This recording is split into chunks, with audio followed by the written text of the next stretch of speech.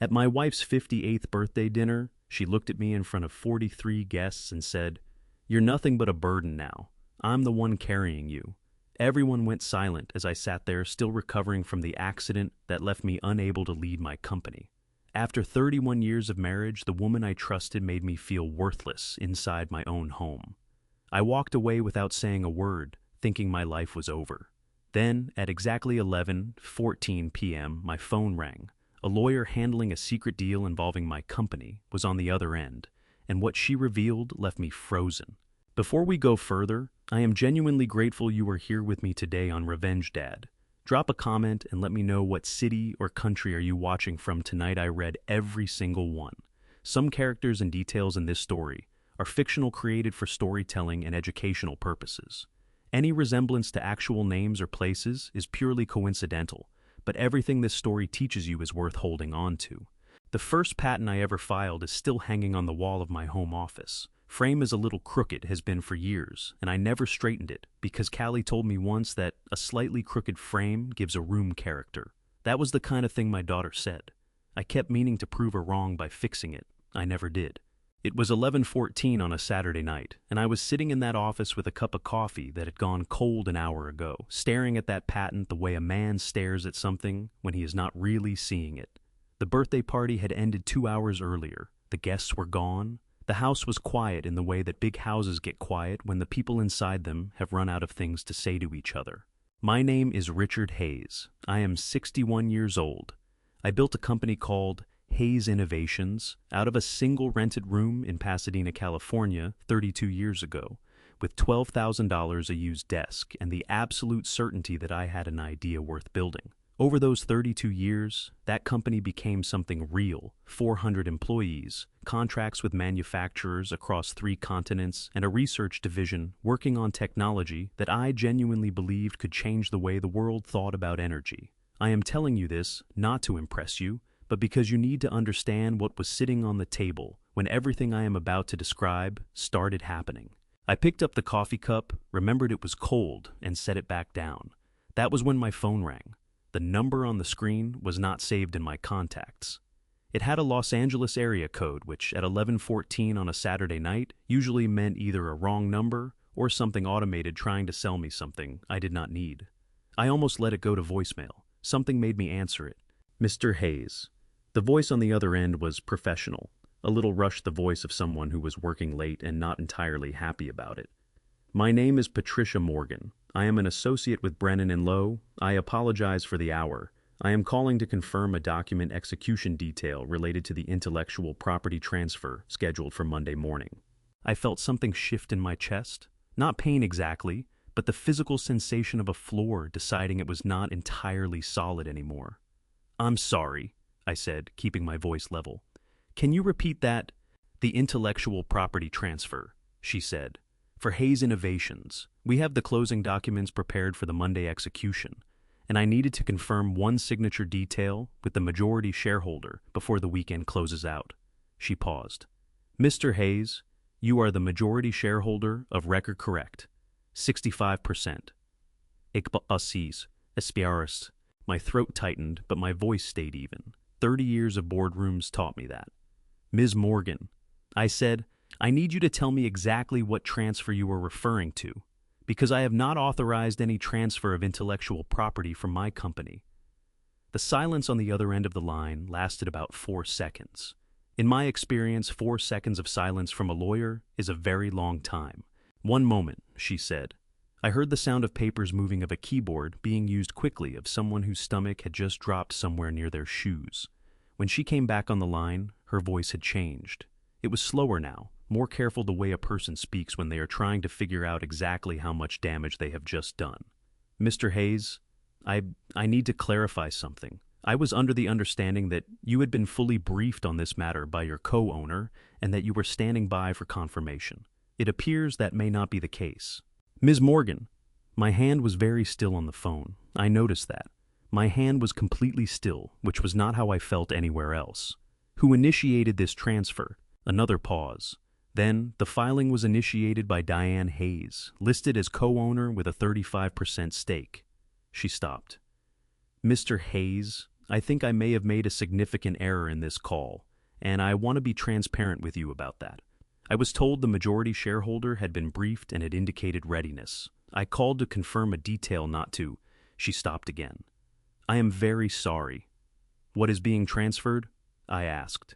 She hesitated for a long moment. Then she said carefully, the filing covers the primary intellectual property portfolio of Hayes Innovations, including provisional patents, proprietary research documentation, and licensing rights.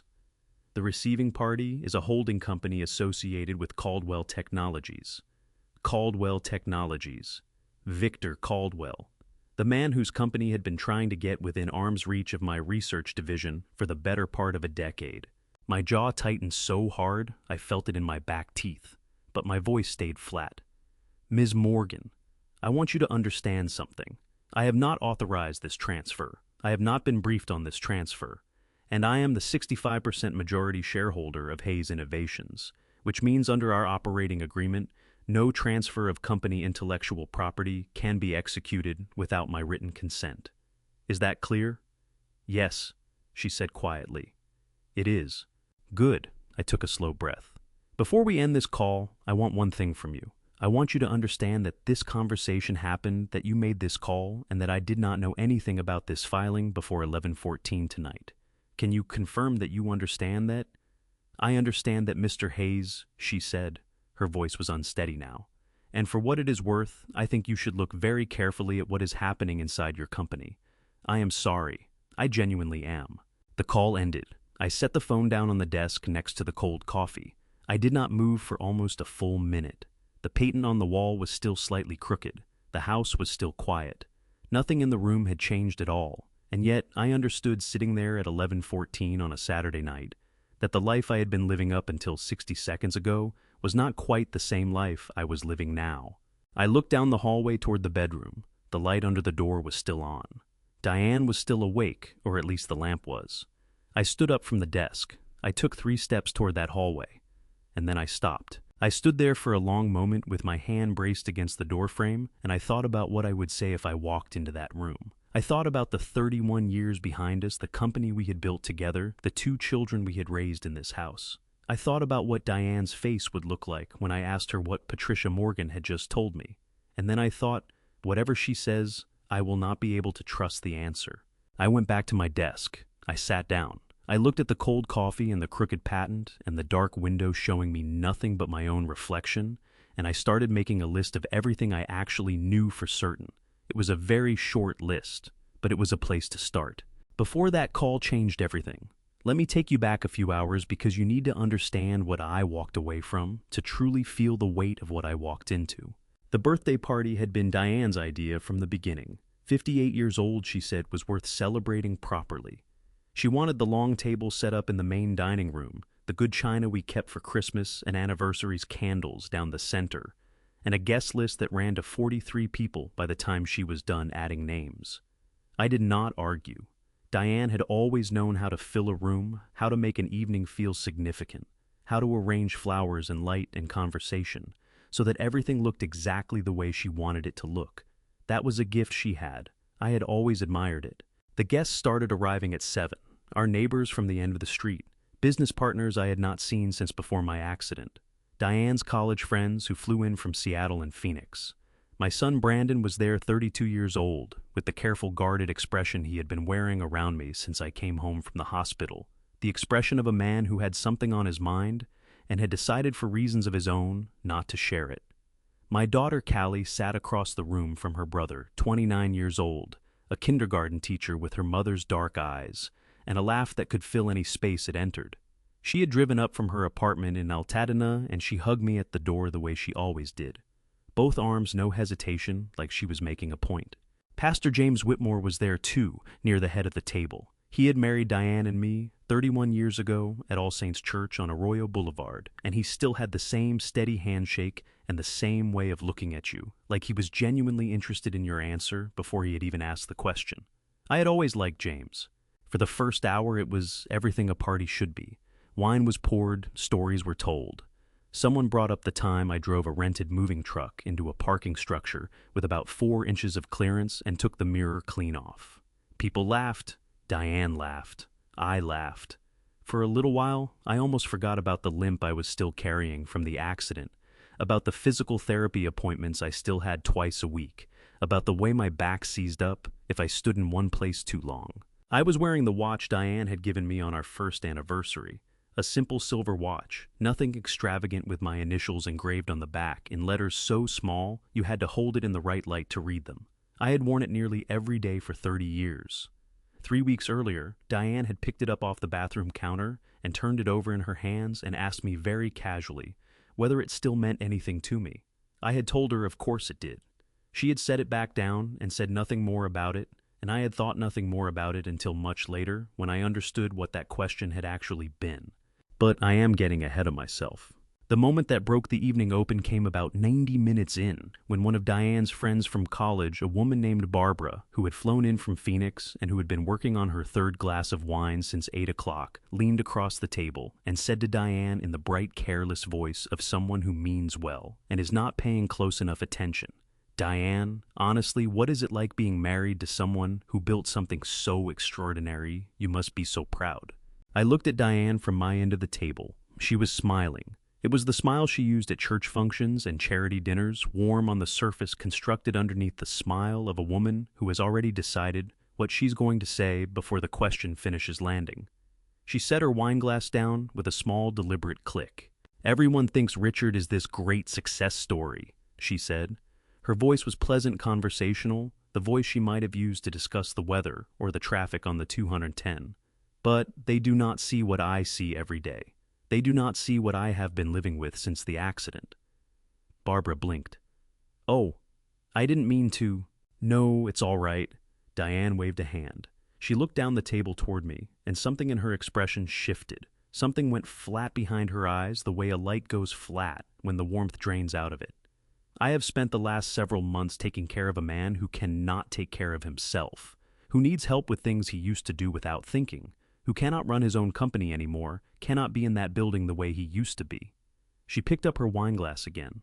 "Some days it feels like I am not married to a partner anymore. I am managing an obligation. He is dead weight if I'm being honest. But what can you do? You love who you love." The table went quiet, the way a room goes quiet when something has been said that cannot be unsaid. Not the comfortable quiet of a pause between stories, but the hard, airless quiet of 43 people, suddenly very aware of where their hands were and whether their faces were doing the right thing.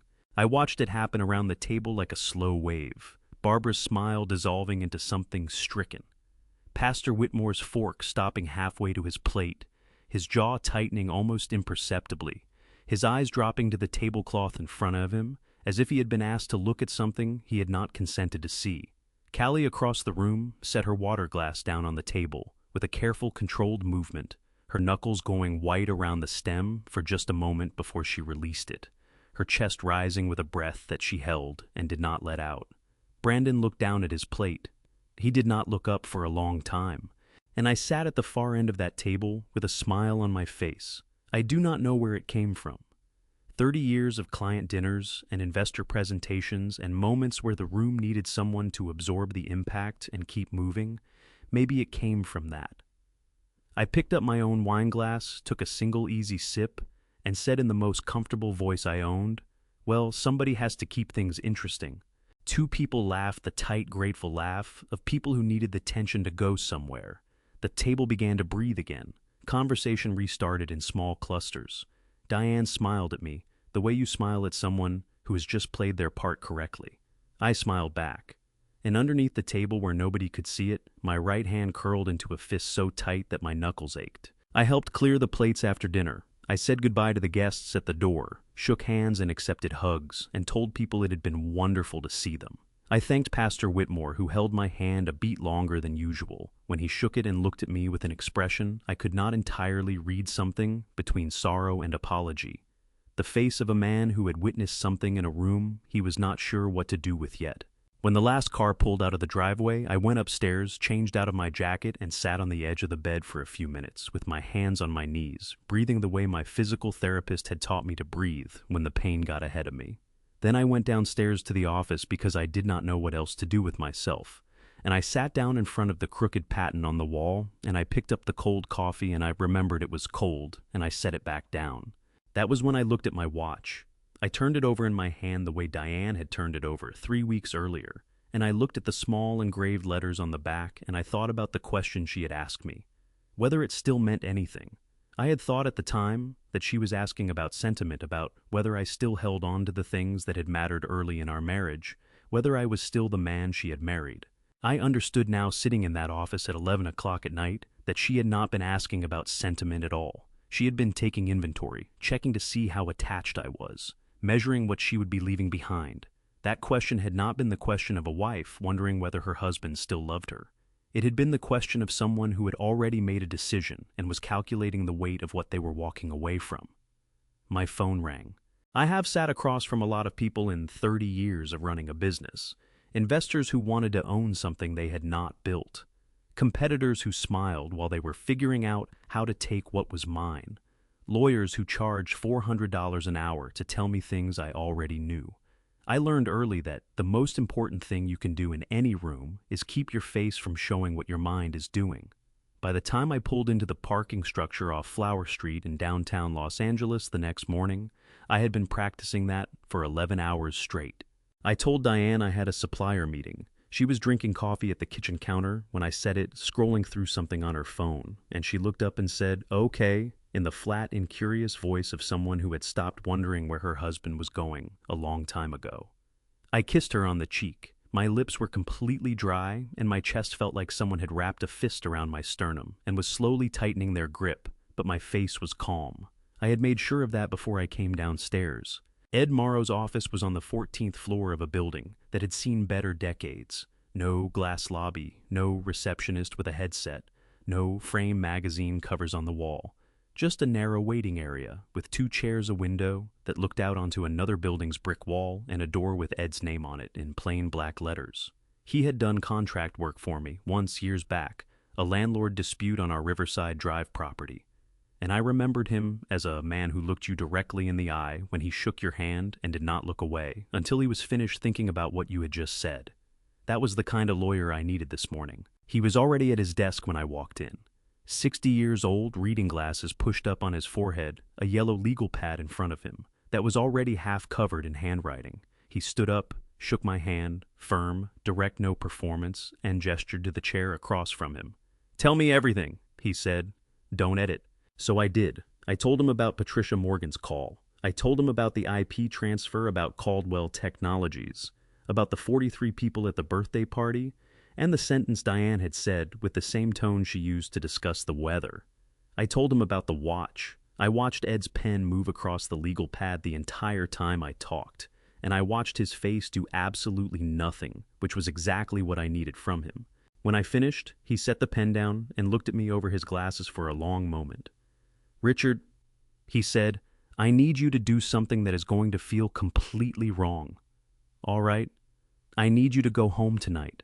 Sit down to dinner with your wife and act like none of this happened. No confrontation, no questions, no changed behavior of any kind." He leaned forward. "Can you do that?" My jaw tightened. "I can do it," I said. "Tell me why." "Because the moment Diane knows, you know the timeline accelerates. Whatever is scheduled for Monday morning, they will move it. They will adjust, they will cover, and we will lose the window." He picked up his phone. "Right now, they believe they have the weekend. I want to keep them believing that while we find out exactly what we are dealing with." He made 2 calls while I sat there. The first was to a man named Ray Delgado, a private investigator who ran a small firm out of Glendale, former LAPD. The kind of man Ed described as someone who found things that other people were certain could not be found. The second call was to the LA Superior Court Clerk's office because Ed wanted to know the exact procedure for filing a temporary restraining order on an emergency basis. A TRO. He explained hanging up the second call is a court order that can freeze a transaction before it closes. In California, if we can demonstrate to a judge that there is an imminent irreparable harm, which the unauthorized transfer of your company's intellectual property absolutely qualifies as we can get that order granted without advance notice to the other side. That means we can stop Monday's closing before Diane or Caldwell's attorneys even know we filed. "How fast?" I asked. "If we have the evidence 24 hours. maybe less. My phone buzzed on the edge of his desk. I looked down at the screen. It was a text from Lena Parker, my assistant at Hayes Innovations, a woman who had worked beside me for 6 years and who had the sharpest instincts of anyone in that building. The message said, "Something is wrong with the internal email system. Access patterns are off. Can we talk?" I showed Ed the message. He read it and nodded slowly. "Tell her to keep watching," he said. "Tell her not to say anything to anyone inside the building. And Richard," he looked up at me, "when you go home tonight and sit down to the dinner, I want you to remember one thing. The calmer you are, the more time we have. And right now, time is the only thing on our side."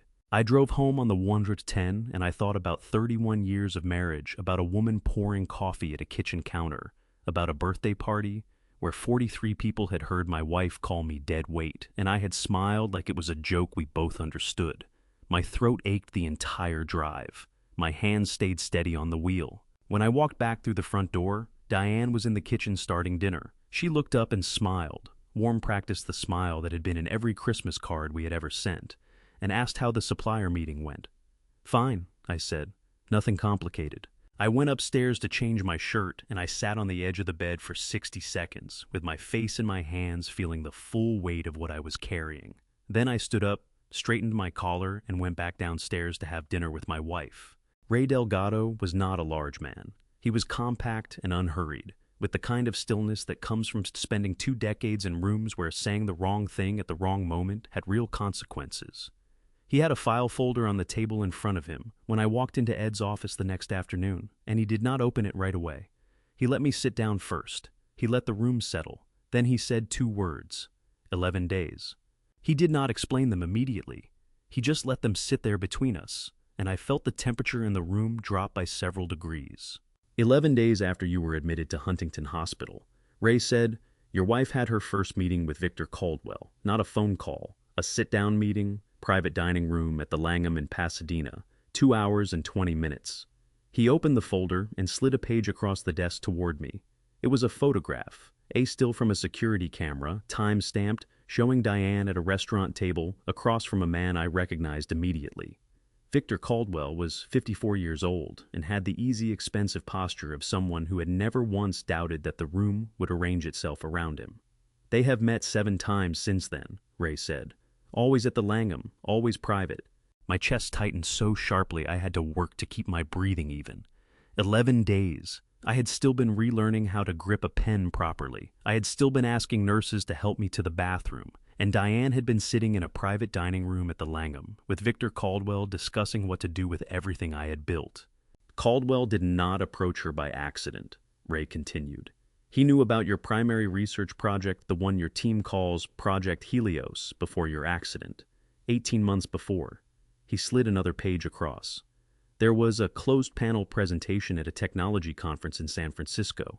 You were one of 4 speakers. The session was supposed to be under NDA. Someone in that room recorded it and sold the information. We have not yet identified who, but Caldwell had a full briefing on Helios within 72 hours of that conference ending." I stared at the page. My hands were very still on the arms of the chair. I thought about that conference, the room, the faces, the colleagues I had trusted with. An early look at something I believed in completely. One of them had sold me out for what I could only imagine was a fraction of what that technology was actually worth. "He had been waiting for a vulnerability," Ed said quietly from across the desk. "Your accident gave him one." "What is the plan?" I asked. My voice came out flat and steady, which was not at all how it felt inside my body. Ray leaned forward. "Caldwell's strategy relies on something called an incapacity clause. It is a provision that exists in many company operating agreements, including yours. It states that if the chief executive is determined to be unable to fulfill their duties, the remaining shareholders can vote to initiate a forced buyout at market valuation." He paused. "The problem is that market valuation will be determined by an appraisal, and Caldwell needs that appraisal to come in low. That is where the medical documentation comes in," Ed said. "Ray found that Diane approached your physician, Dr. Susan Howell, approximately 6 weeks ago. She asked Dr. Howell to emphasize your physical limitations in her official report to characterize your condition as significantly more severe than Dr. Howell's own assessment supported." He looked at me steadily. "Dr. Howell refused. But Diane did not stop there. Ray said. She found a second physician, a Dr. Leonard Marsh private practice in Glendale. He agreed to produce an alternate medical assessment describing you as having, and I am reading directly here, quote, materially diminished executive capacity with long-term functional limitations, unfit for active leadership. End quote. Ray closed the folder. That document is being prepared for submission alongside the incapacity clause activation notice. The plan is to use it to force a vote among shareholders. With Diane holding 35% and your son Brandon's access having already been leveraged, they believe they can reach the threshold. The pain in my chest was not metaphorical anymore. It was physical, a tight burning pressure behind my sternum that radiated up into my throat. I thought about Brandon's signature on that access document. I thought about Diane holding my hand on the third day in that hospital room, her fingers warm around mine, her face arranged into something that had looked exactly like concern. She had been in that room 11 days later, sitting across from Victor Caldwell, planning. What do we do? I asked. Ed picked up his pen. We file the TRO before they file anything else, and Ray keeps digging. He looked at me over his glasses. Richard, I need you to hold together for a few more days. I know what I'm asking. I nodded. My jaw ached from how hard I was holding it. One more thing, Ray said. He reached into the folder and produced a single sheet. Brandon's signature appears on a data access authorizations document dated 6 weeks ago. Before we go any further, I need to know, did you authorize that? I looked at my son's handwriting on the page, the same handwriting that had been on birthday cards and college applications, and the thank you note he had written me the year I helped him pay off his first car. No, I said, I did not. Ed told me not to call Brandon yet. He said it carefully the way he said most things, not as a command, but as a calculation laid out in plain language. If Brandon knew what he was signing, Ed said, then calling him warns them, and if he didn't know, then calling him frightens him before we understand what we actually have. Either way, we lose information we cannot afford to lose. He was right. I knew he was right. That did not make sitting on it any easier. I drove to the company that afternoon. Not to confront anyone, not to do anything that would signal a change, just to be there to walk through the building, the way I had walked through it for 30 years, to let the people who worked for me see that I was still standing. My shop manager flagged me down near the engineering floor and told me one of the fabrication contracts had a materials question. I spent 40 minutes on it. I drank bad coffee from the break room machine. I smiled at people in hallways. Every single minute of it felt like performing in a play where I had memorized the lines but could not remember why the character was supposed to care. My phone buzzed just after 4 o'clock. A text from Frank DeLuca. Can we talk? Not inside. Parking structure, level 2. 20 minutes. Frank DeLuca had been my head of finance for 11 years. He was a careful, methodical man who kept his desk cleaner than anyone else in the building, and who had never in 11 years asked to meet me in a parking structure. My stomach dropped so fast, I actually put one hand on the wall to steady myself. I found him on level 2, standing between 2 SUVs with his jacket collar turned up, even though it was not cold. His face was the color of old chalk. When he saw me walking toward him, something in his expression cracked open. Not relief exactly, but the particular release of a man who has been holding something too heavy for too long and has finally found someone to help him set it down. Frank, I said, talk to me. He pulled a folded envelope from his inside jacket pocket. His hands were shaking, not trembling slightly, but visibly unmistakably shaking, the way hands shake when the body has been running on adrenaline and guilt for weeks and has simply run out of the resources to hide it. I need you to know that I did not understand what it was for, he said. His voice cracked on the last word. She told me it was a conservative valuation for internal planning purposes. For the board, I should have pushed back. I knew the numbers were wrong. I signed it anyway, and I have not slept more than 3 hours a night since. I took the envelope. Inside were 2 documents, a valuation report I recognized as the one Frank's department had filed 6 weeks ago, and beside it, a second document with our company letterhead that I had never seen before. I looked in the asset totals on both pages and felt something cold move through me from my chest outward to my fingertips. The number on the official report was 40% below the number I knew to be accurate. 40%. Our real estate on Riverside Drive alone was worth more than their total company valuation. Diane asked you to produce this, I said. It was not a question. Frank nodded. His eyes were red at the rims, the eyes of a man who had been crying privately for days. She said it was to give the board a worst-case scenario picture. She said you had approved it. His voice dropped to almost nothing. I should have called you directly. I know that. I have known that since the day I signed it. You're telling me now, I said. I am telling you now because I found out yesterday what it was actually being used for. He pressed the back of his hand against his mouth for a moment, steadying himself. Richard, they are going to use that report to set the acquisition price. Whatever Caldwell pays for this company, they built the number around what I signed. I helped them steal it from you, and I did not even know I was doing it. His voice broke completely on the last sentence. His shoulders caved forward and he pressed both hands against his face, his whole body shaking. Now the sound he made, not quite crying, but something adjacent to it.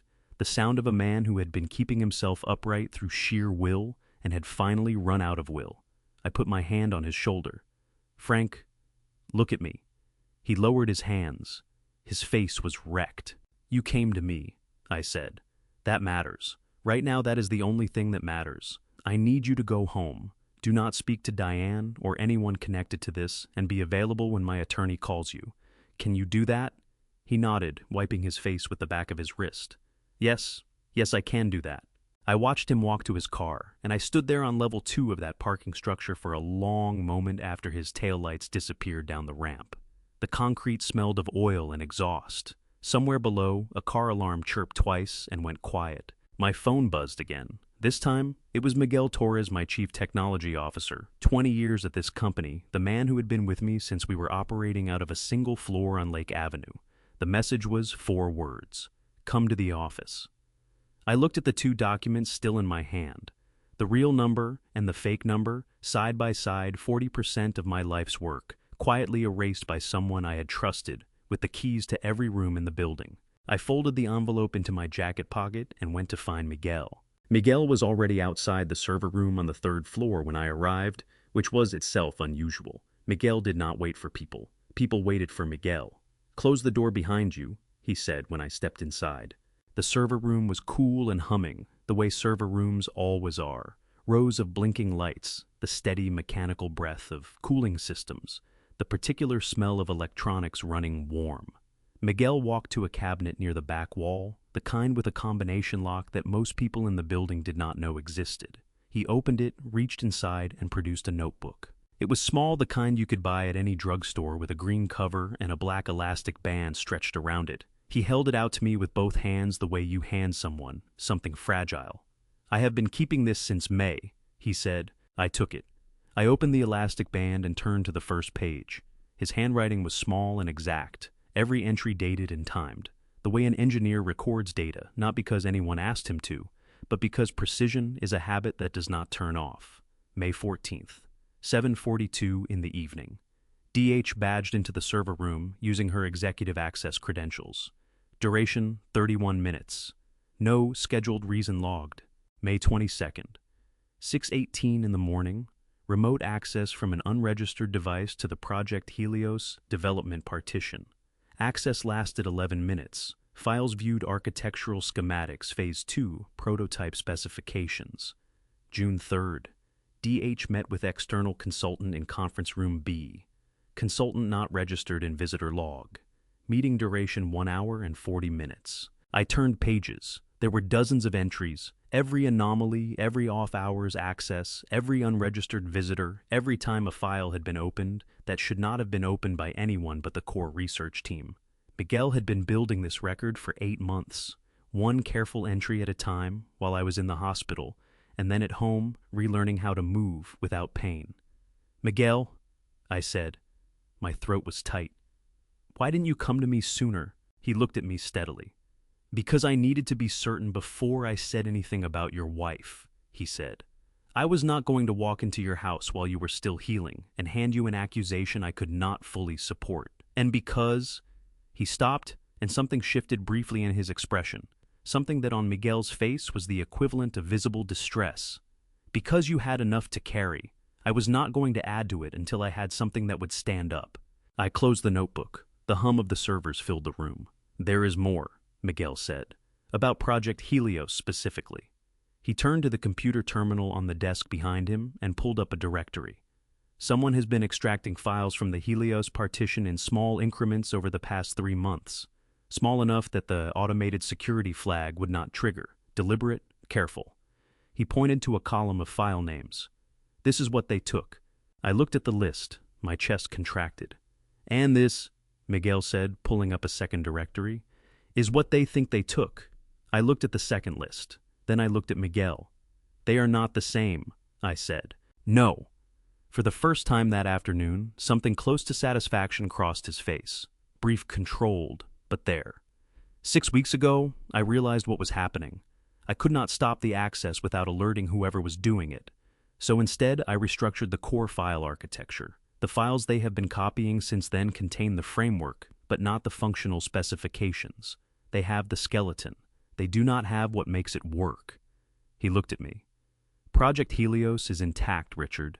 Everything that matters is still here. The relief that moved through me was so sudden and physical that I had to put one hand on the desk to keep myself balanced. My eyes actually burned the hot pressure behind them that comes just before tears, though I did not let them fall. 20 years.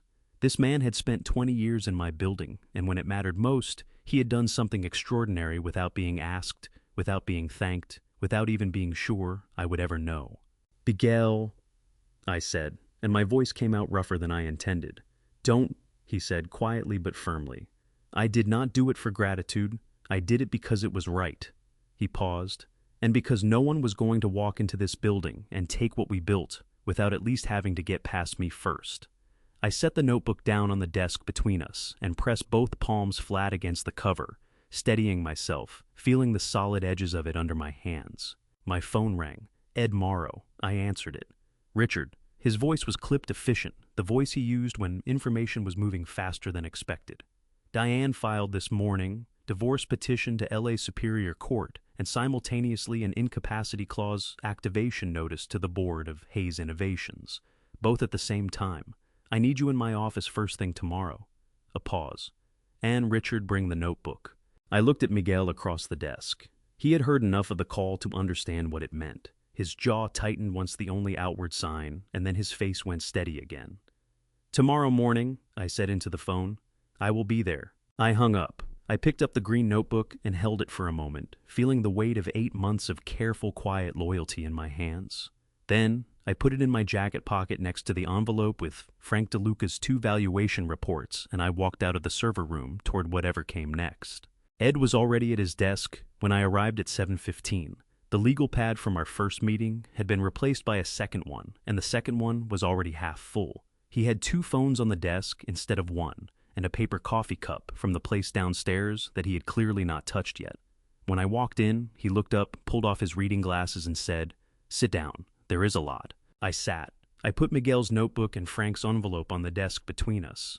Ed looked at both of them, nodded once, and then began. Diane filed the divorce petition at 9:17 yesterday morning at the LA Superior Court, he said. Standard no-fault dissolution. That part I expected. What I did not expect was the simultaneous filing. He turned the legal pad toward me so I could read his notes. At 9:22, 5 minutes later, her attorney sent a formal notice to the Hayes Innovations Board of Directors invoking the incapacity clause in your operating agreement. I had read that clause once, maybe twice in 30 years. Most operating agreements have some version of it, a provision that exists for genuine emergencies, for situations where a CEO suffers a sudden and permanent incapacitation, and the company needs a legal mechanism to keep functioning. The clause in our agreement required a vote of shareholders holding at least 51% of company stock to formally declare the chief executive unable to fulfill their duties. If the vote succeeded, the board would initiate a forced buyout of the CEO's stake at fair market value, as determined by an independent appraisal. With Diane holding 35%, I said she needs 16% more to reach the threshold, which is where Brandon's position comes in, Ed said, and where the medical documentation becomes critical. He opened his own folder and slid 2 documents across the desk. Dr. Leonard Marsh's assessment was submitted as a supporting exhibit to the incapacity notice. It describes you as having, and again, I am reading directly, significant cognitive and executive function impairment, inconsistent with the demands of active corporate leadership, with a prognosis indicating permanent limitation. My hands tightened in my lap. I kept them there below the desk where Ed could not see them. "That is a lie," I said. "I know it is," Ed said, "and so does Dr. Susan Howell." He looked toward the door of his office, and as if she had been waiting for the cue, which I realized she had been. It opened, and a woman in her early 50s walked in. She was compact and direct, with the manner of someone who had spent decades delivering difficult information to people who were not ready to hear it and had made peace with that being part of the job. "Dr. Howell," Ed said, "thank you for coming." She shook my hand firmly. "Mr. Hayes, I want you to know that what I am about to tell you, I am prepared to say under oath in any proceeding that requires it." She sat down across from me and folded her hands on the desk. "Approximately 7 weeks ago, Diane Hayes contacted my office and requested a meeting. She told me she was concerned about your long-term prognosis and wanted to discuss the official documentation of your limitations." Dr. Howell's voice was even clinical without effect. "She asked me specifically to characterize your condition in the most conservative terms possible." She used the phrase diminished executive capacity. She suggested that emphasizing your physical restrictions would be, and I am quoting her, "in the best interest of everyone involved." "What did you tell her?" I asked. "I told her that my medical assessments reflect my clinical findings, and that my clinical findings do not support the characterization she was requesting." Something shifted briefly in Dr. Howell's expression. Not anger exactly, but the controlled version of it that professionals carry when they have been asked to do something that offended their integrity. I also told her that if she pursued the matter further through improper channels, I would consider it my professional obligation to report the conversation. She did not contact me again. "She found Dr. Marsh instead," I said. "Yes." Dr. Howell set a folder on the desk. "I have prepared a formal rebuttal to Dr. Marsh's assessment, point by point. His conclusions are not supported by any standard diagnostic criteria applicable to your actual condition, and several of his characterizations are, in my professional opinion, fabricated outright." She looked at me directly. "I will testify to that." I looked at this woman who had refused to lie when she was asked to, who had sat in her office across from my wife and said no, and who had then driven across the city on a Tuesday morning to make sure I knew she was still saying no on my behalf. My throat tightened so sharply it was almost painful. "Thank you," I said. The words came out thicker than I intended. After Dr. Howell left, Ed turned back to his legal pad. "There is one more thing," he said, "and I want you to appreciate the irony of it." He tapped a line of figures on the pad. In her divorce petition, Diane is requesting 50% of Hayes Innovations' assessed value. As her legal basis for that assessment, she submitted Frank DeLuca's valuation report, the falsified one. I stared at him. "She is using the fake number." "She is using the fake number," Ed confirmed, "which means she is requesting 50% of a figure that is 40% below the company's actual worth. She built her entire financial claim around a document that was designed to help her steal the company cheaply, and in doing so, she has dramatically undervalued her own settlement demand." He set his pen down. "If this goes to a judge, we will introduce the real valuation, and the gap between what she asked for and what she could have asked for will raise very significant questions about where that false document came from and why she had it." I sat back in my chair. Outside Ed's window, the city was doing what cities do, indifferent, continuous, unbothered by the specific weight of what was happening 14 floors above its sidewalks. "She handed us a piece of the case," I said. "She handed us a significant piece." Ed agreed. "People make mistakes when they are in a hurry and believe the other side does not know what they know." He picked up his pen again. "Ray called this morning. He has more. You should come back this afternoon." I nodded. I gathered the notebook, and the envelope stood up and shook Ed's hand at the door. My phone buzzed as I stepped into the hallway. It was Callie. Her message said, "Dad, I need to tell you something. I've known for 2 weeks and I didn't know how to say it, but I can't keep it anymore. Can you call me?" I read the message twice. Then I pressed her name and held the phone to my ear, and I stood in that hallway outside Ed Morrow's office and waited for my daughter to pick up. She picked up on the second ring. "Dad." Her voice was not the voice she used when she called on Sunday mornings to ask how I was doing. It was tighter lowers the voice she used when something was sitting on her chest, and she had finally decided she could not keep it there anymore. "Are you somewhere you can talk?" "I'm in a hallway," I said. "I can talk. Tell me what you have." A breath on the other end. Then, About 2 weeks ago, I drove Mom to her hair appointment on Lake Avenue. You remember she does not like to drive on the 210 since your accident. She always asks me or Brandon. A pause. I was in the back seat. She had her phone on speaker on the center console. She was talking to someone and she didn't know I was awake. I had my eyes closed and she thought I was dozing. My hand tightened on my phone. Go on. The person on the other end, I don't know who it was. A man said something about a timeline, about whether certain documents would be ready by a specific date. And Mom said, Callie's voice broke slightly then steadied. I could hear her pulling herself back together the way she always did. My daughter, who cried easily and recovered fast, who felt things all the way to the surface and refused to be ashamed of it. She said, when is everything going to be signed? And then she said, I cannot keep pretending. Richard won't know until it's too late to do anything about it. The hallway outside Ed's office was very quiet. Someone walked past me toward the elevator, and I watched them go without really seeing them. Callie, I said carefully, how much of the conversation did you hear? Enough. Her voice dropped. Dad. I opened my notes app while she was still talking. I typed everything I could hear, word for word, with the time showing at the top of the screen. I didn't know exactly why I was doing it. Something felt so wrong and I didn't want to forget it, and I didn't know what to do with it, so I just kept typing. She made a sound that was halfway between a laugh and a sob, wet and sharp. I have been carrying this for 2 weeks and I almost called you 10 times, and every time I talked myself out of it because I kept thinking maybe I misunderstood. Maybe there was an innocent explanation. Maybe I was making it into something it wasn't. You weren't, I said. I know that now. Her voice cracked fully on the last word. I heard her breath hitch, heard her pressing through it, refusing to fully fall apart. Dad, what is happening? What is she doing?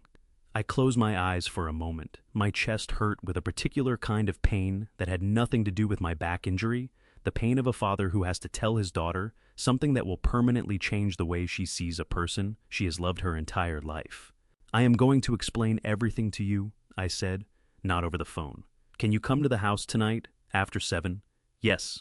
No hesitation. Yes, I will be there. Callie. I stopped, started again. What you did keeping that record, not deleting it, calling me today. You did the right thing. You have been doing the right thing this whole time without knowing that was what you were doing. She made a sound. I recognized the sound she made when she was trying not to cry in front of someone and was losing the battle. I just want to know you are okay, she said, her voice thick and unsteady. I am going to be okay, I said. I promise you that.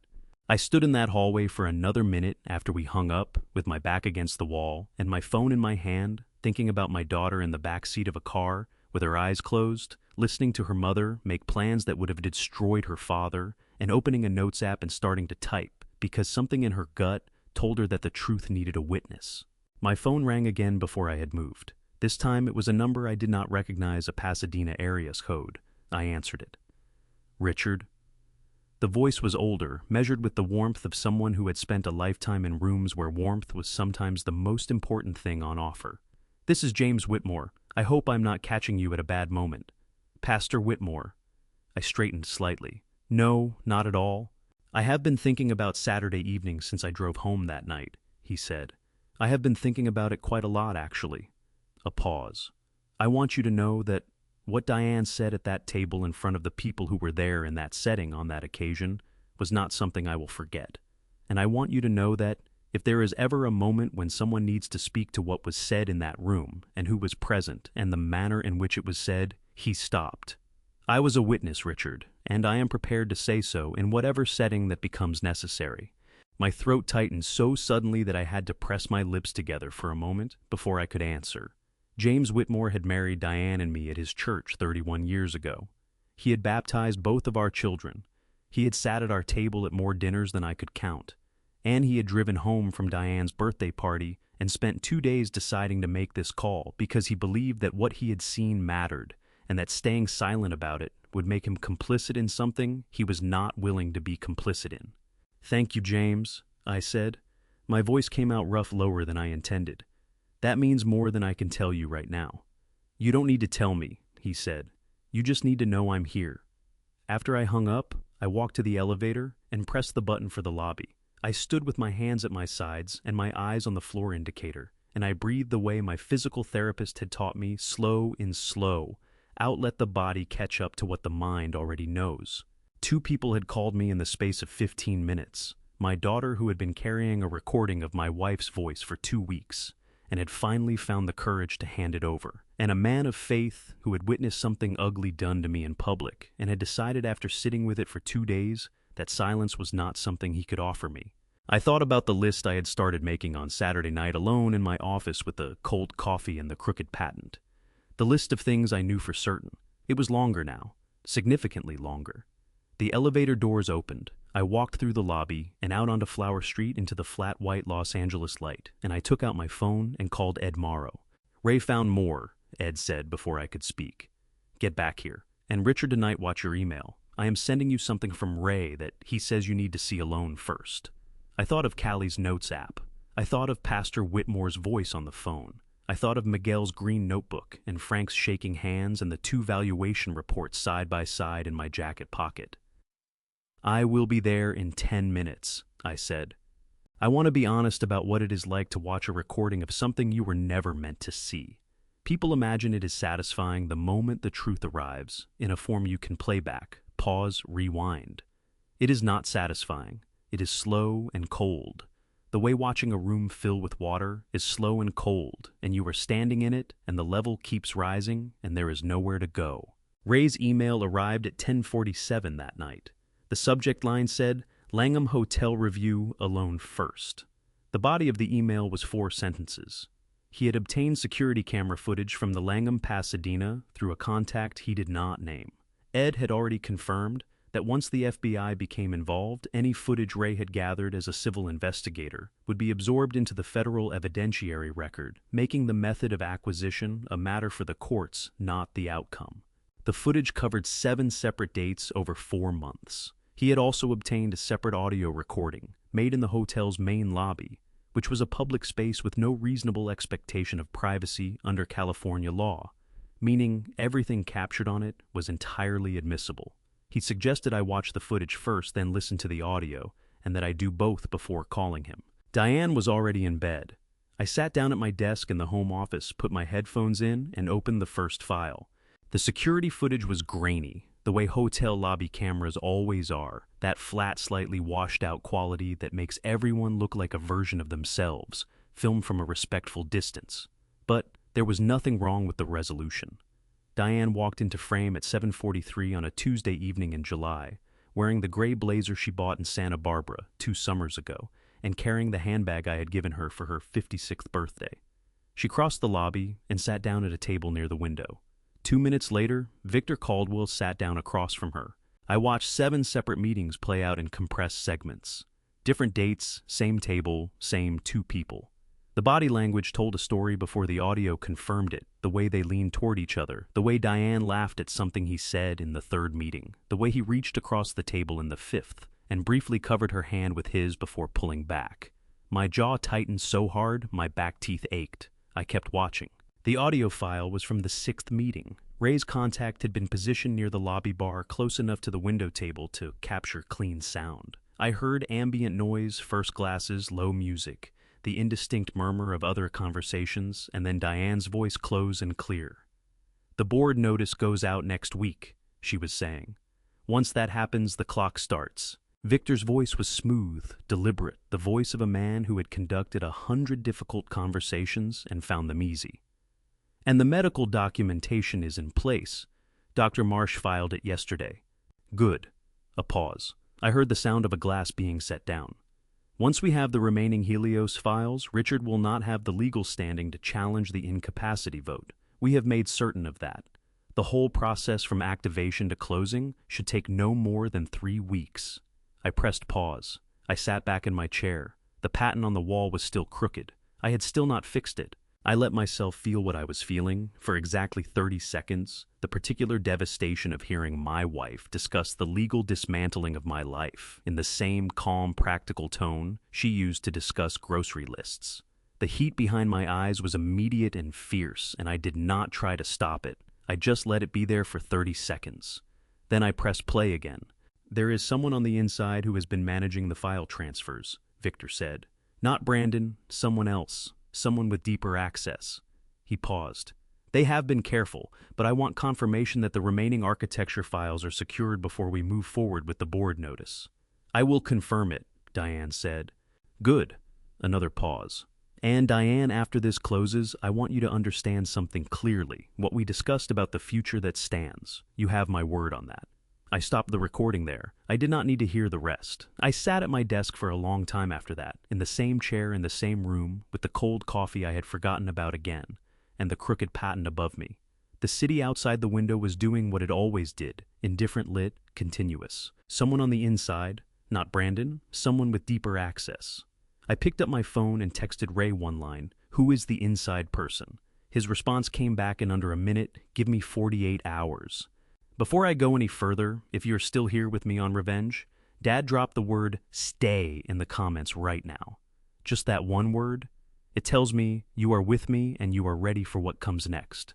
Because I promise you, what Richard is about to find out goes deeper than anything we have uncovered so far. And a quick note. The story you are hearing contains some fictional elements crafted for meaningful storytelling and educational purposes. If that is not something you wish to continue with no hard feelings at all, you are free to step away at any time. But if you are staying, I am glad you are here. Ray came back in 46 hours. He put a photograph on Ed's desk. A young man, early 30s, dark hair, wire-rimmed glasses, the kind of face you would pass in a hallway 20 times and never commit to memory. He set it down without preamble and looked at me across the table. His name is not James Hooper, Ray said.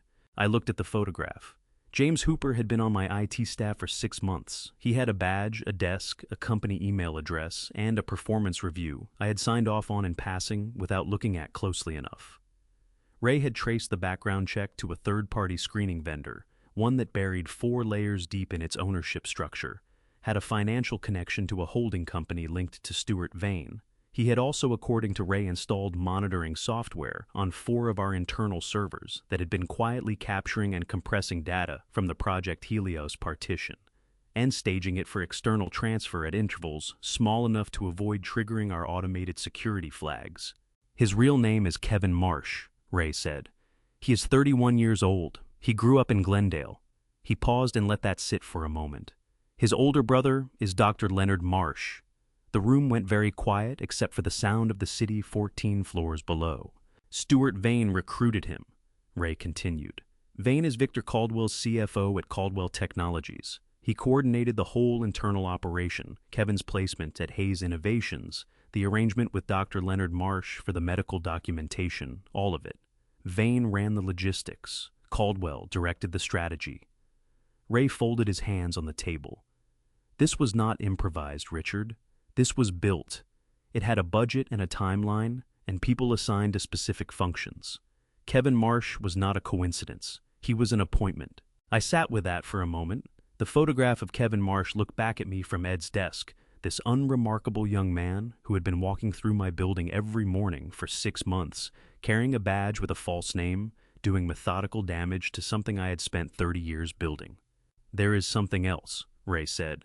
Kevin was not operating without interference. Someone inside the company noticed him. He looked at me steadily. Your assistant, Lena Parker. She flagged an anomaly in the access logs approximately 8 weeks ago. She was preparing to bring it to you directly. I remembered the text message Lena had sent me the morning after the birthday party. Something is wrong with the internal email system. Access patterns are off. Kevin found out she had noticed, Ray said. He sent her an email from a spoofed internal address, made it look like it came from a senior account, containing what appeared to be evidence that Lena had forwarded confidential client information to an outside party 6 months ago. The email implied that if she said anything about the access anomalies, this evidence would be submitted to HR. Ray's voice was even clinical. The supposed evidence was fabricated. There was no forwarding, no breach, no outside party. Kevin manufactured it entirely to keep her quiet. She has been sitting on what she knows for 8 weeks because she was frightened. Something hot moved through my chest. Not the cold, slow devastation of the footage from the Langham, but something sharper and more immediate. Lena Parker had worked beside me for 6 years. She had covered for me during the worst months of my recovery, fielded calls I could not take, kept the office running, with a precision and loyalty that I had taken for granted, in the way you take for granted the things that never fail you. and for 8 weeks she had been sitting at her desk every day carrying something that was eating her alive because a man with a false name had threatened her with a lie. "Where is she now?" I asked. "Waiting outside," Ed said quietly. I stood up before he finished the sentence. Lena was in the narrow waiting area, outside Ed's office, sitting with her hands folded in her lap and her back very straight, the posture of someone who had been holding themselves together through sheer discipline for a very long time. When I opened the door and she saw me, something in her face broke open, her chin dropped, her eyes filled immediately, and she pressed her lips together hard against whatever sound was trying to come out. "Lena," I said, "I should have come to you sooner." Her voice was barely above a whisper, tight and frayed at the edges. I kept telling myself I needed to be sure, that maybe I was wrong about what I was seeing, that I should wait, and then the email came and I just... Her voice broke completely. She pressed the back of her hand against her mouth, her shoulders shaking once sharply before she pulled herself back. "I am so sorry, Richard. I am so sorry I did not come to you." I sat down in the chair across from her and leaned forward. "Lena, look at me." She lifted her eyes. They were red-rimmed and wet, the eyes of someone who had not been sleeping well. "You did not do anything wrong," I said. "Someone put you in an impossible position, deliberately using a lie because you were getting too close to the truth. That is not your failure. That is his." I paused. "And you are here now. You came here today and you are going to tell Ed everything you know.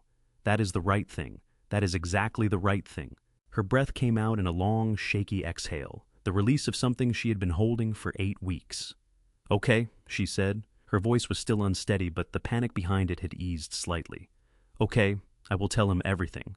I brought her inside to Ed's office and sat with her while she did. She was thorough and precise once she started: dates, file names, the exact wording of the threatening email, the specific access anomalies she had flagged in her own records. Ed wrote without stopping. When she finished, Ed set down his pen and said, "The fabricated email constitutes witness tampering. Combined with the unauthorized system access, we now have grounds to add obstruction of justice to the computer, Fraud and Abuse Act violations." He looked at me. "I am filing the TRO this afternoon, 4 o'clock. Hearing is set for 8 tomorrow morning." I nodded. I looked at Lena, who was straightening in her chair, some of her color returning the particular steadiness of a person who has finally set down something too heavy to carry. "Go home tonight," I told her. "Lock your computer. Do not respond to anything from inside the building. And Lena," I looked at her directly, "you did the right thing. You are doing the right thing right now. I want you to hold on to that." She nodded, pressing her lips together again. This time, it was not to stop herself from crying. It was something closer to resolve. After she left, Ray said one more thing before I walked out. Quietly, almost as an aside, the way Ray delivered information he knew would land hard. "Richard," he said, "Stuart Vane called the FBI 3 weeks ago. I have been in courtrooms before. Lease disputes, contract negotiations, the ordinary friction of running a business for 30 years in a state where litigation is practically a form of weather. I had never sat in one waiting for a judge to decide whether I still had the right to control what I had spent my life building. That morning felt different from every other morning I can name. Ed had told me to wear a suit. Not because it would change the legal outcome, he said, but because a man who shows up to fight for his company looking like he takes it seriously tends to be taken seriously in return. I wore the dark gray one I kept for board presentations. My hands were steady when I knotted my tie. The rest of me was considerably less so. The courtroom on the 4th floor of the Stanley Moss Courthouse was smaller than I expected. Wood paneling, fluorescent lighting, the particular institutional stillness of a room that has absorbed decades of other people's worst days. Judge Patricia Okafor was already at the bench when we were shown in. She was a compact woman in her late 50s with reading glasses pushed up on her head and the expression of someone who had heard every variation of every argument and was prepared to hear them again without being moved by anything except the quality of the evidence. Ed and I sat at the plaintiff's table. Across the aisle, Diane's attorney, a trim man named Garfield, who had the practiced ease of someone billing at a rate that justified his confidence, was arranging papers with the efficiency of a person who expected to be somewhere else by noon. Then the door opened and Diane walked in. She was wearing the navy blazer she saved for occasions she considered important, and her composure was perfect, the same practiced surface-warm expression she had worn at her birthday party, at church functions, at every event where the audience mattered. She sat down at the defendant's table without looking at me. Her attorney leaned over and said something quietly.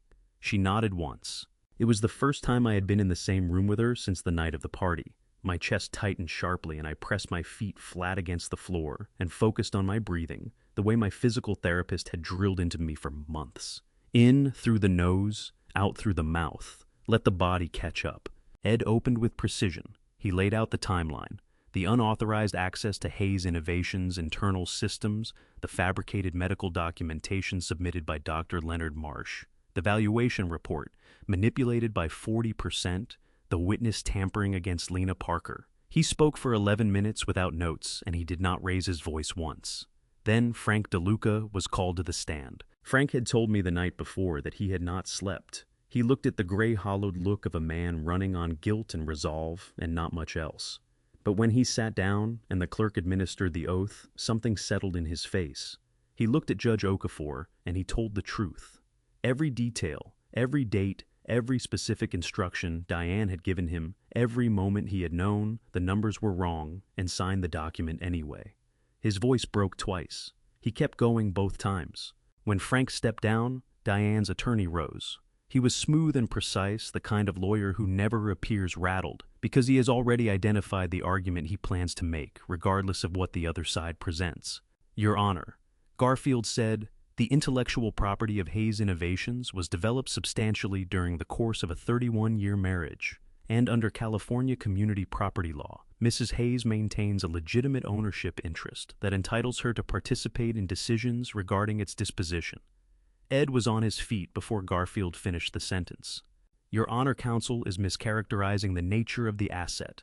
The intellectual property in question is owned by Hayes Innovations, LLC, a separate legal entity. Mrs. Hayes holds a 35% stake in that LLC. She does not hold a direct ownership interest in the intellectual property itself. A minority shareholder in a limited liability company does not have unilateral authority to transfer the company's primary assets. To suggest otherwise is to fundamentally misread both the operating agreement and the applicable statute. He paused for exactly one beat. Furthermore, the attempt to transfer those assets was supported by a medical assessment we have demonstrated to be fabricated, and a financial valuation we have demonstrated to be falsified by 40%. The irreparable harm to Mr. Hayes is not speculative. It is documented and imminent. Judge Okafor looked at both attorneys for a long moment. She looked at Frank DeLuca, who was sitting in the gallery with his hands folded in his lap. She looked at the folder Ed had submitted, Miguel's notebook, Lena's testimony, the two valuation reports side by side. Then she picked up her pen. Motion granted, she said. Temporary restraining order is issued effective immediately. All transactions involving the intellectual property portfolio of Hayes Innovations, LLC, are hereby frozen pending full hearing. The incapacity clause activation notice is suspended pending resolution of the evidentiary questions raised this morning. She looked over her reading glasses at Diane's table with an expression that was not quite judgment, but was not far from it. We will schedule the full hearing for 2 weeks from today. Counsel will be notified. She brought the gavel down once clean and final. I sat at that table, and I did not move for a moment. The courtroom began its procedural unwinding around me. Papers gathered chairs, pushed back the low professional murmur of attorneys confirming dates with clerks. Ed put his hand briefly on my shoulder and said, "Good," in the quiet, compressed way he said things that he meant. I looked across the aisle. Diane was speaking in a low, urgent voice to Garfield. Her composure cracked now at the edges, the practiced warmth entirely gone from her face. She looked like a woman who had built a precise plan around a specific timeline and had just watched the timeline disappear. She did not look at me. I had stopped expecting her to. Outside the courthouse on Temple Street, standing in the flat morning light with the city moving past us in both directions, Ed was already on his phone with Ray. I stood with my jacket over my arm and breathed the outside air and felt for the first time in a week something that was not quite relief but was adjacent to it. The specific easing that comes when a thing you were afraid might not hold has held. My phone buzzed. An unknown number. A text message, 5 words. We need to talk. Renata Caldwell. She had suggested a coffee shop on Colorado Boulevard, which was either a coincidence or a deliberate choice because Colorado Boulevard was where I used to take my kids for Sunday breakfast when they were small, and I had a feeling Renata Caldwell was not a woman who left many things to coincidence. She was already at a corner table when I arrived, a woman in her early 50s, well-dressed in the understated way of someone who has spent enough years around money that she no longer needs to announce it. Her hair was dark with threads of silver she had not tried to conceal, and she was holding her coffee cup in both hands the way people hold things when they need something to do with their fingers. She looked up when I walked in, and I saw immediately that she was not what I had been bracing myself for. I had expected composure, the armor of a CEO's wife, polished and impenetrable. What I found instead was a woman who was tired in the same way I was tired, not from the last few weeks, but from something much longer and heavier than that. "Mr. Hayes," she said, "thank you for coming." "Mrs. Caldwell." I sat down across from her. I'll be honest with you, I almost didn't. Something that might have been the beginning of a smile crossed her face. "That's fair," she said. "I would not have come to me either under the circumstances." She reached into the bag beside her chair and produced a folder, slim, legal-sized, with nothing written on the cover. She set it on the table between us, but did not open it yet. "I want to tell you something before I give you this," she said, "because I think you deserve to hear it directly, rather than figure it out on your own afterward." She looked at me steadily, her hands wrapped around her cup. "I found out about Victor and your wife 6 months ago. I found the emails on a laptop we shared for travel. I read enough to understand exactly what was happening." She paused. "And I did not come to you then." I held her gaze. "Why?" "Because I was not ready." Her voice was even, but there was something underneath it, not guilt exactly, but the controlled version of it that people carry when they have made a decision they can defend logically but cannot entirely absolve themselves of. "Victor and I have been in the process of separating for 2 years. The moment I went to you with what I knew, everything would accelerate: his legal exposure, my own position in our settlement, the timeline of everything. I needed to understand my own situation before I handed him over." She looked down at the folder for a moment, then back up at me. "I am not asking you to thank me. I understand what my waiting cost you. I am asking you to use what I brought you." I sat with that for a moment. The coffee shop around us was doing its ordinary Saturday afternoon business: laptop screens, strollers, the low, pleasant noise of people who were not having the conversation we were having. "You have no legal obligation to have come sooner," I said finally. "I understand that." "No," she agreed. "But I had a moral one, and I did not meet it on time." She pushed the folder across the table. "I am trying to meet it now." I opened the folder. Inside were printed emails. Victor's private account, the one that was not routed through Caldwell Technologies' server. I read the first one, then the second. By the third, my jaw had set so hard it ached all the way up into my temple. The emails were addressed to a man named Gary Holt, from context a senior associate at Caldwell Technologies, who handled the financial structuring side of Victor's acquisitions. In one, Victor wrote with clinical precision about Diane's usefulness to the acquisition plan. He used the word asset twice. He used the phrase managed exposure once in the context of limiting what Diane would know about the full financial structure of the deal. And in the email that made my vision blur slightly at the edges, Victor wrote, "Diane is a means to an end. Once we have what we need from Hayes Innovations, our arrangement with her concludes. Make sure the offshore structure reflects that." I set the email down on the table. My hands were not shaking, but they wanted to. "She doesn't know," I said. It was not entirely a question. "She does not know," Renata confirmed. Her voice was quiet. "Whatever she believes about what Victor promised her, she is operating on a version of events that he constructed specifically to get what he wanted from her. He does it." She said the last 2 words with a flatness that came from years of personal experience with the subject. "He is very good at it." I thought about Diane at the Langham leaning toward Victor across the table, laughing at something he said. I thought about her in the hospital, 11 days after my accident, already planning. I thought about the 31 years before any of this, and the woman who had stood beside me at All Saints Church in June, and I felt something move through my chest that was not quite grief and not quite anger, but contained elements of both. "Why did Victor wait?" I asked. "If he had been planning this since the conference in San Francisco 18 months, why did he wait one in Betrayal and Betrayal?" "He needed a lever," Renata said. Victor does not move until he has something that makes the other person feel they have no choice. Your accident gave him Diane. Diane gave him access. Without the accident, he was still looking for his way in. She looked at me directly. I want you to understand something, Mr. Hayes. What happened to you was not random bad luck that someone chose to exploit. You were chosen deliberately 18 months before you ever got on that freeway because you had built something he wanted and he was willing to wait until you were vulnerable enough to take it. The coffee shop noise continued around us. Somewhere behind me, a child laughed at something. I closed the folder. I looked at Renata Caldwell across the table. This woman who had sat on what she knew for 6 months, who had calculated her own survival with the same precision her husband calculated his, who had driven to a coffee shop on Colorado Boulevard today. Not out of pure altruism, but because her moment had arrived, and mine had too. And sometimes that is what justice looks like. Not clean, not simple, just people with the truth finally finding each other at the right time. I'll need you to speak with my attorney, I said. I know. She picked up her coffee cup again. I came prepared for that. I called Ed from the parking lot afterward. I told him what Renata had given me and what it said. He listened without interrupting, and when I finished, he was quiet for 3 seconds. That felt considerably longer than 3 seconds. Richard, he said, I am going to make a call to the FBI.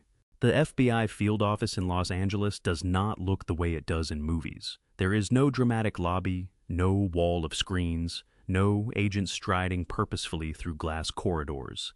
It looks like any other federal building, gray carpet fluorescent lighting, the particular recycled air smell of a place that takes itself seriously without needing to announce it.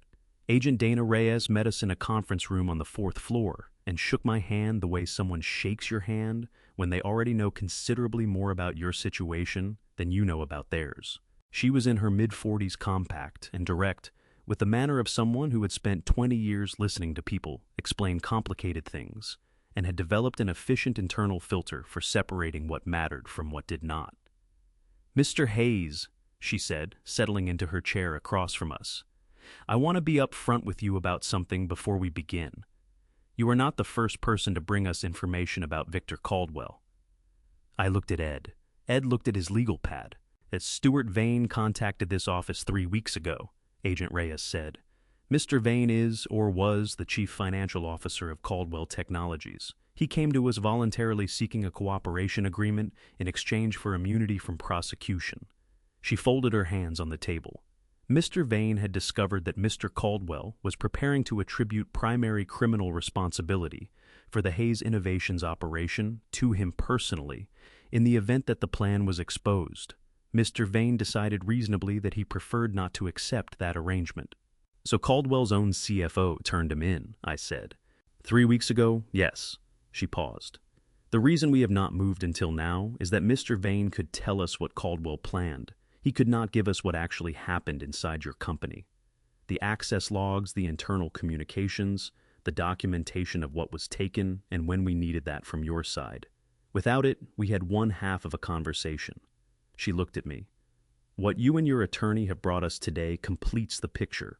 She opened a folder of her own and slid a single page across the table.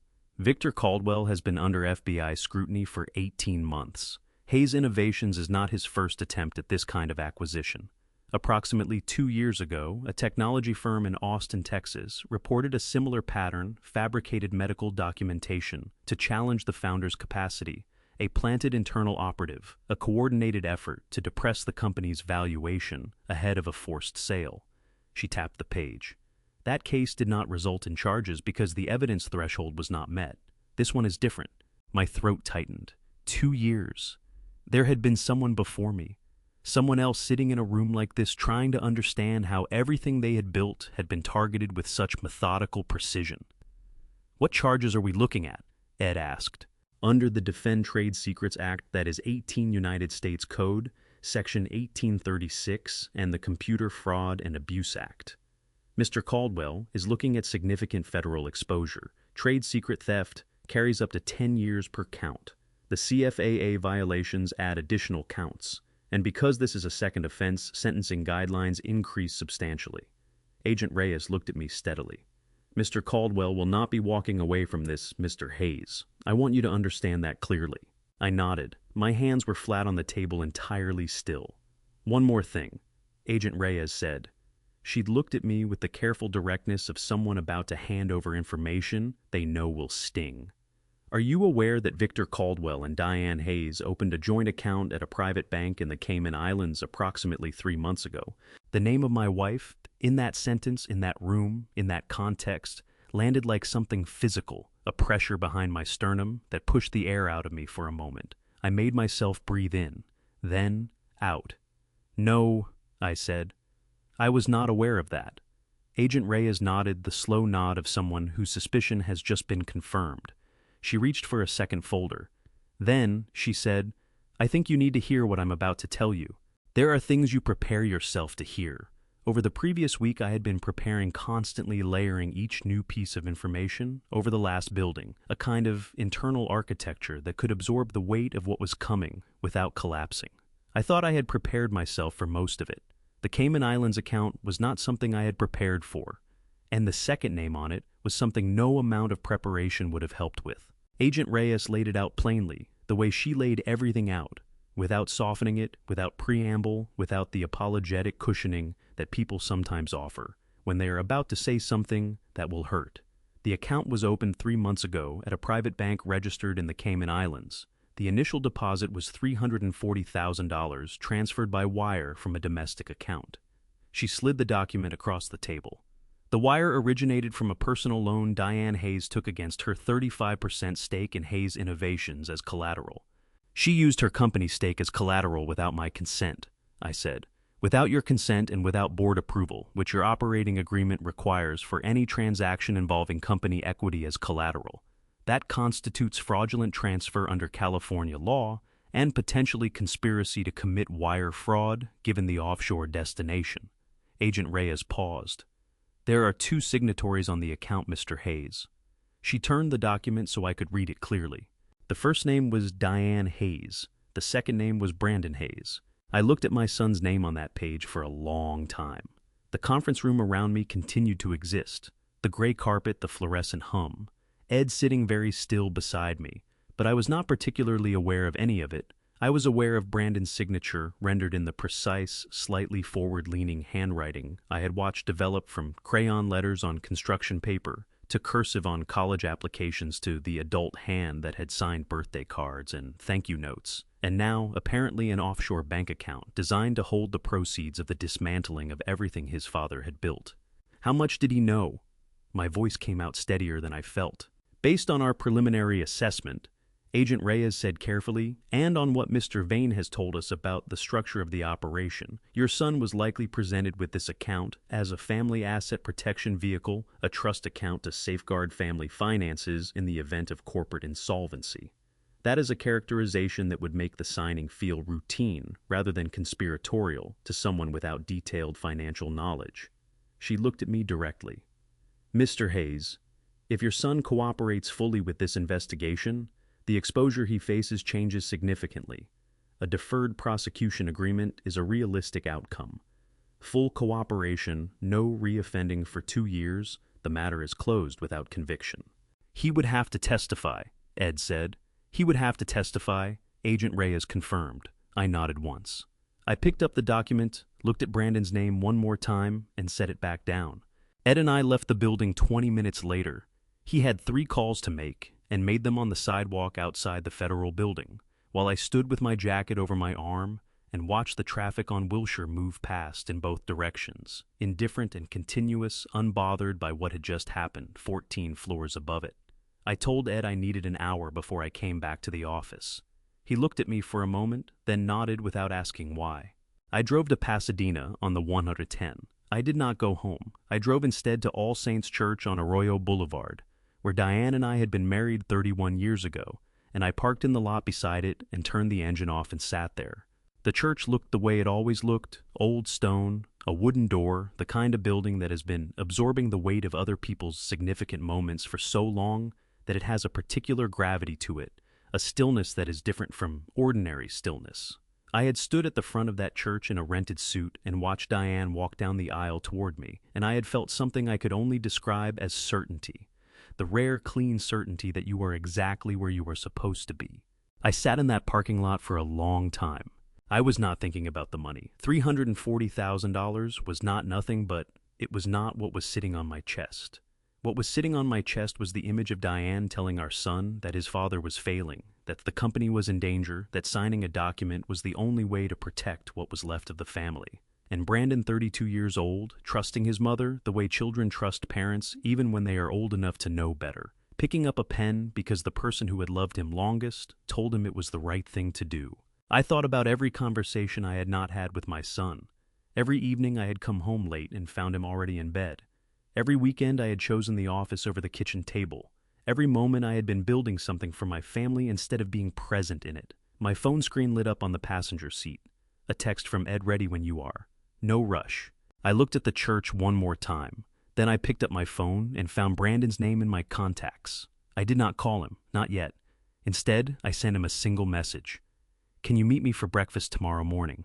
The old place on Colorado. Early. His response came back in under 2 minutes. Yes, I'll be there. The way he answered, no questions, no pushback, just yes, told me something important. He had been waiting for this. He had known somewhere underneath whatever story Diane had told him that a conversation was coming, and he had not run from it. I started the car. I pulled out of the church parking lot onto Arroyo Boulevard, and I drove toward whatever came next. The coffee shop on Colorado Boulevard has been there since before Brandon was born. We used to go every Sunday morning. When he was small, he would order hot chocolate with extra whipped cream, and I would order black coffee, and we would sit at the corner table by the window, and I would tell him about whatever I was working on, and he would listen with the particular seriousness of a small child, trying very hard to understand the adult world. He always asked better questions than I expected. That was something I had always admired about him, and had not told him often enough. He was already at the corner table when I arrived, sitting with his hands wrapped around a coffee cup, his back straight, his eyes on the door, the posture of someone who has been bracing for something and has decided that the waiting is worse than the arrival. When he saw me walk in, something in his face shifted. Not relief, something more complicated than relief. I sat down across from him. I did not order anything. I put the folder Ed had prepared on the table between us, and I said, I need you to read this before we talk. Brandon looked at the folder, then he looked at me. His jaw tightened once, and he reached out and opened it. I watched him read. I watched his eyes move across the pages. The timeline Ray had reconstructed, the access logs, the valuation reports, the Cayman Islands account documentation with both names on it. I watched the color drain from his face, the way it drains when the body redirects blood away from places it no longer needs. It's sending it somewhere more urgent. His hands, flat on either side of the folder, began to tremble. Not slightly, visibly. The trembling of a man whose understanding of the last several months is reorganizing itself around information that changes everything.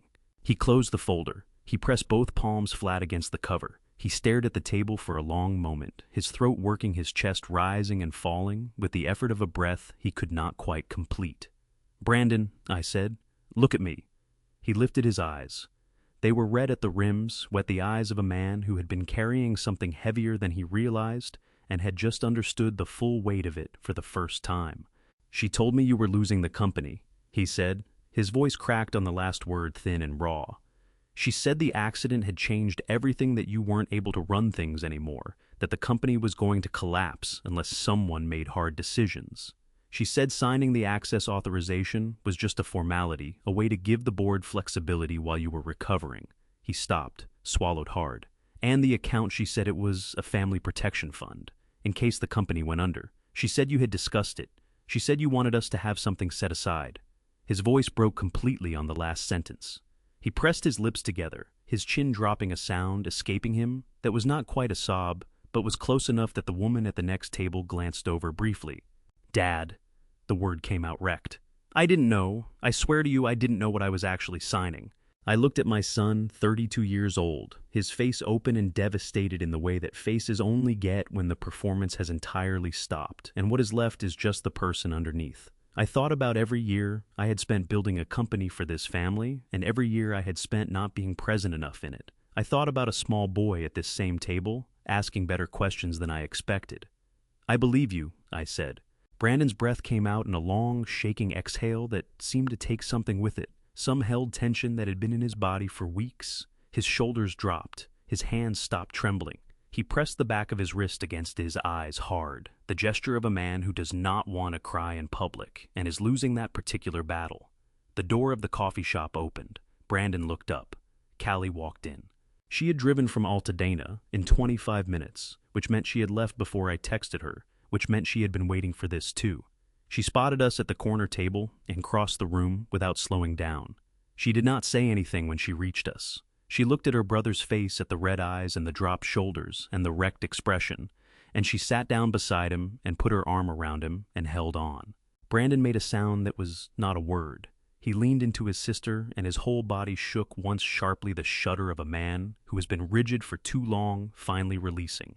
Callie held tighter. She looked at me over his shoulder, with an expression that was steady and heartbroken and fiercely protective all at once. The face of a woman who loves her brother and her father in equal measure and refuses to choose between them. I had to look away for a moment. The window beside our table looked out onto Colorado Boulevard, where the Saturday morning world was conducting its ordinary business dog walkers, cyclists a couple arguing cheerfully over which direction to turn.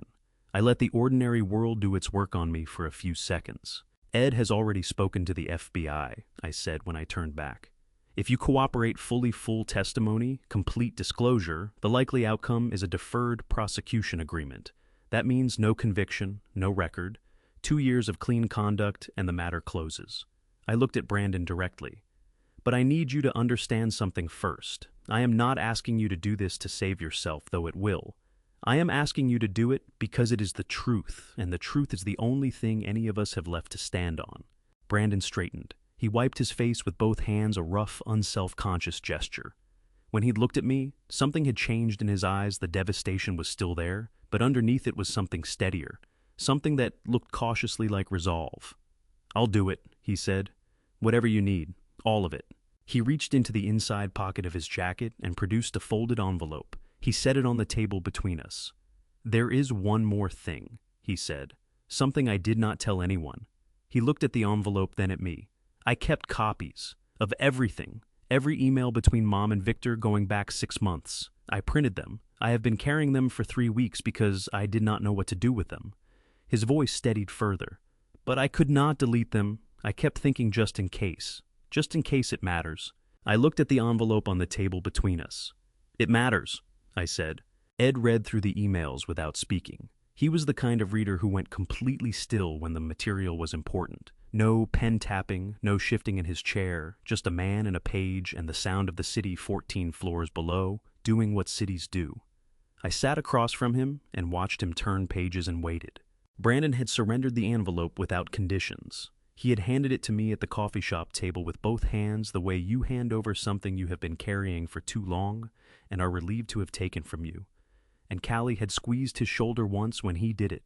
I had driven directly to Ed's office from Colorado Boulevard, and now the 114 emails were spread across Ed's desk in rough chronological order. 6 months of correspondence between my wife and Victor Caldwell, laid out in the fluorescent light of a 14th floor office in downtown Los Angeles. Ed set down the last page. He picked up his pen. He tapped it once against the legal pad, which for Ed was the equivalent of a sharp intake of breath.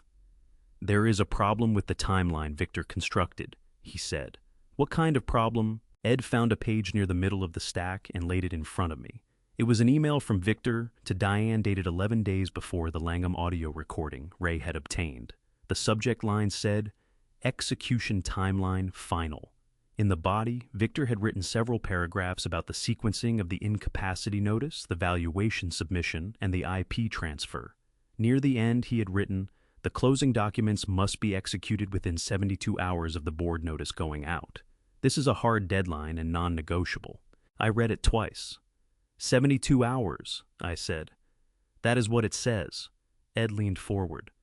"I have read your operating agreement 14 times in the past week, Richard. There is no 72-hour deadline anywhere in it. Not for the incapacity clause activation, not for the buyout process, not for the IP transfer mechanism." He set his pen down. "Victor put the deadline in this email himself. It does not correspond to any actual contractual or legal requirement." I looked at the email. Then I looked at Ed. He manufactured it. Ed's voice was flat and certain. "This is a technique called artificial urgency. You create a false time pressure to force the other party into reactive decision-making. They stop thinking clearly because they believe they are running out of time, and they make mistakes or concessions they would not otherwise make. It is a negotiation tactic, and in certain contexts it crosses into coercive conduct. He looked at me steadily. Victor has done this before. Agent Reyes told us Hayes Innovations was his second attempt at this kind of acquisition.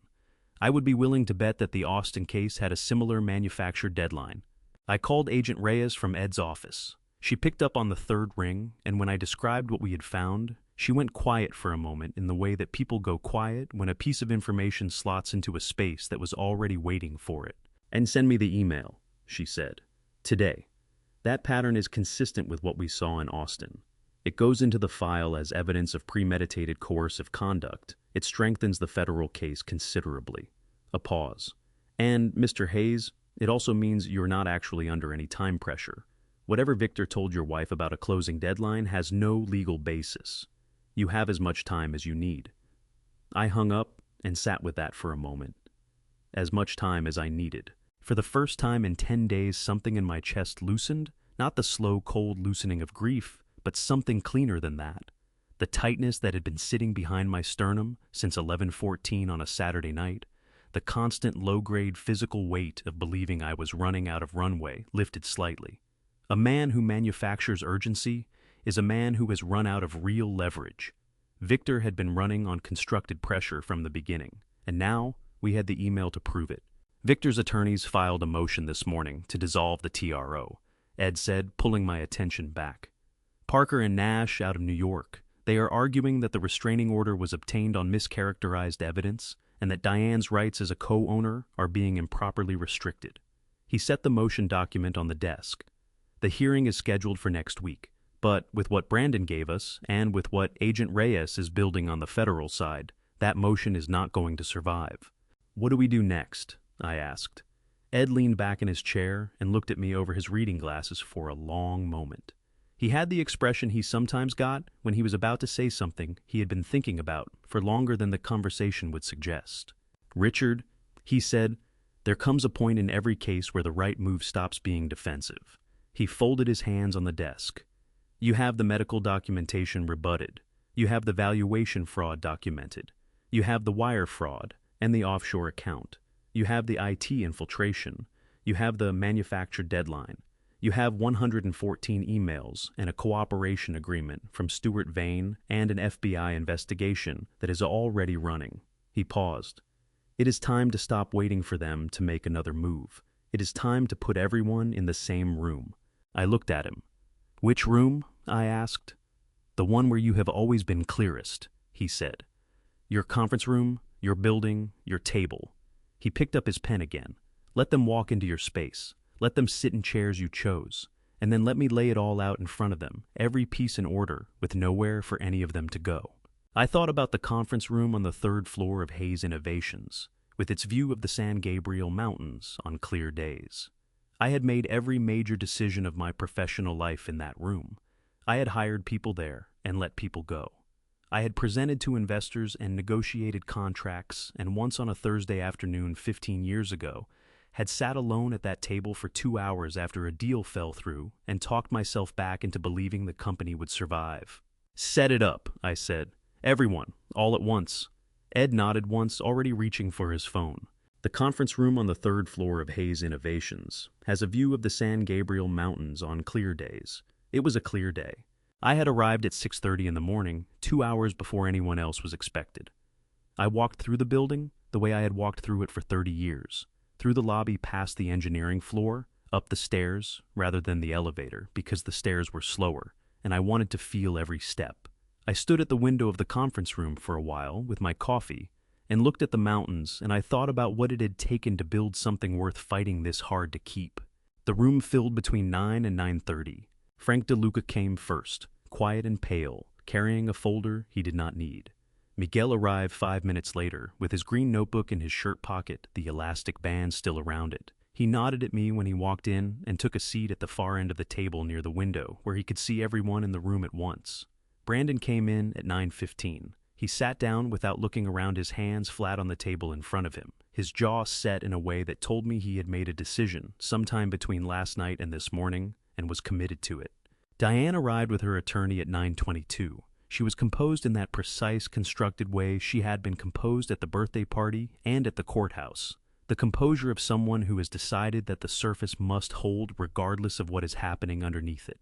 She sat down on the left side of the table. Her attorney opened his briefcase.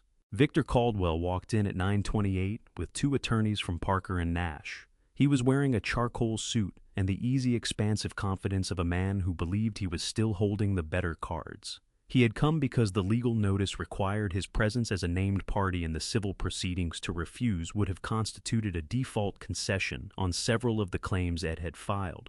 He had come because he believed still that Stuart Vane was the exposed party, and that he himself remained sufficiently insulated. He scanned the room when he entered, registered each face, and then looked at me with an expression that was almost but not quite a smile. "Richard," he said, "I have to say I admire the staging." "Sit down, Victor," I said. He sat.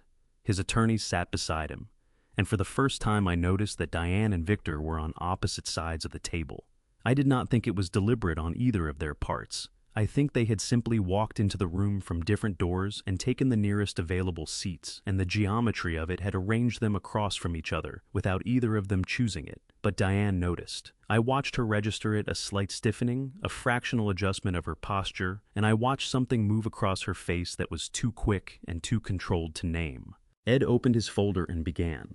He did not raise his voice. He did not editorialize. He laid the documents on the table one at a time in chronological order, the way a craftsman lays out tools before starting works. Each piece in its place, each piece connected to the next. The timeline of Diane and Victor's meetings at the Langham with dates and durations. The transcript of the lobby recording. The fabricated medical assessment from Dr. Leonard Marsh placed side by side with Dr. Howell's point-by-point rebuttal. The two valuation reports, Frank DeLuca's falsified version, and the accurate one with the 40% gap highlighted. The access log showing Kevin Marsh's infiltration of the internal systems. Miguel's green notebook opened to the first entry. The Cayman Islands account documentation. Brandon's emails, 114 of them, stacked cleanly in the center of the table. And finally, the email with the manufactured 72-hour deadline, which Ed placed last and did not immediately explain. Victor's attorneys were leaning together, speaking in low voices. Victor himself had not moved. His face was still arranged in the careful, controlled expression he had brought into the room, but something behind it had shifted the way a building shifts before the structure fails, not visible from the outside, but present in the materials. Victor looked at me across the table. "You do not have anything here that changes the fundamental legal position," he said. His voice was steady and certain, the voice of a man who had talked his way out of difficult rooms before. "The TRO will be dissolved. Our motion is solid. And whatever you think you have built here today, Richard, it is not enough." Ed set his pen down. He looked at Victor with the expression of a man who has been waiting patiently for exactly this moment.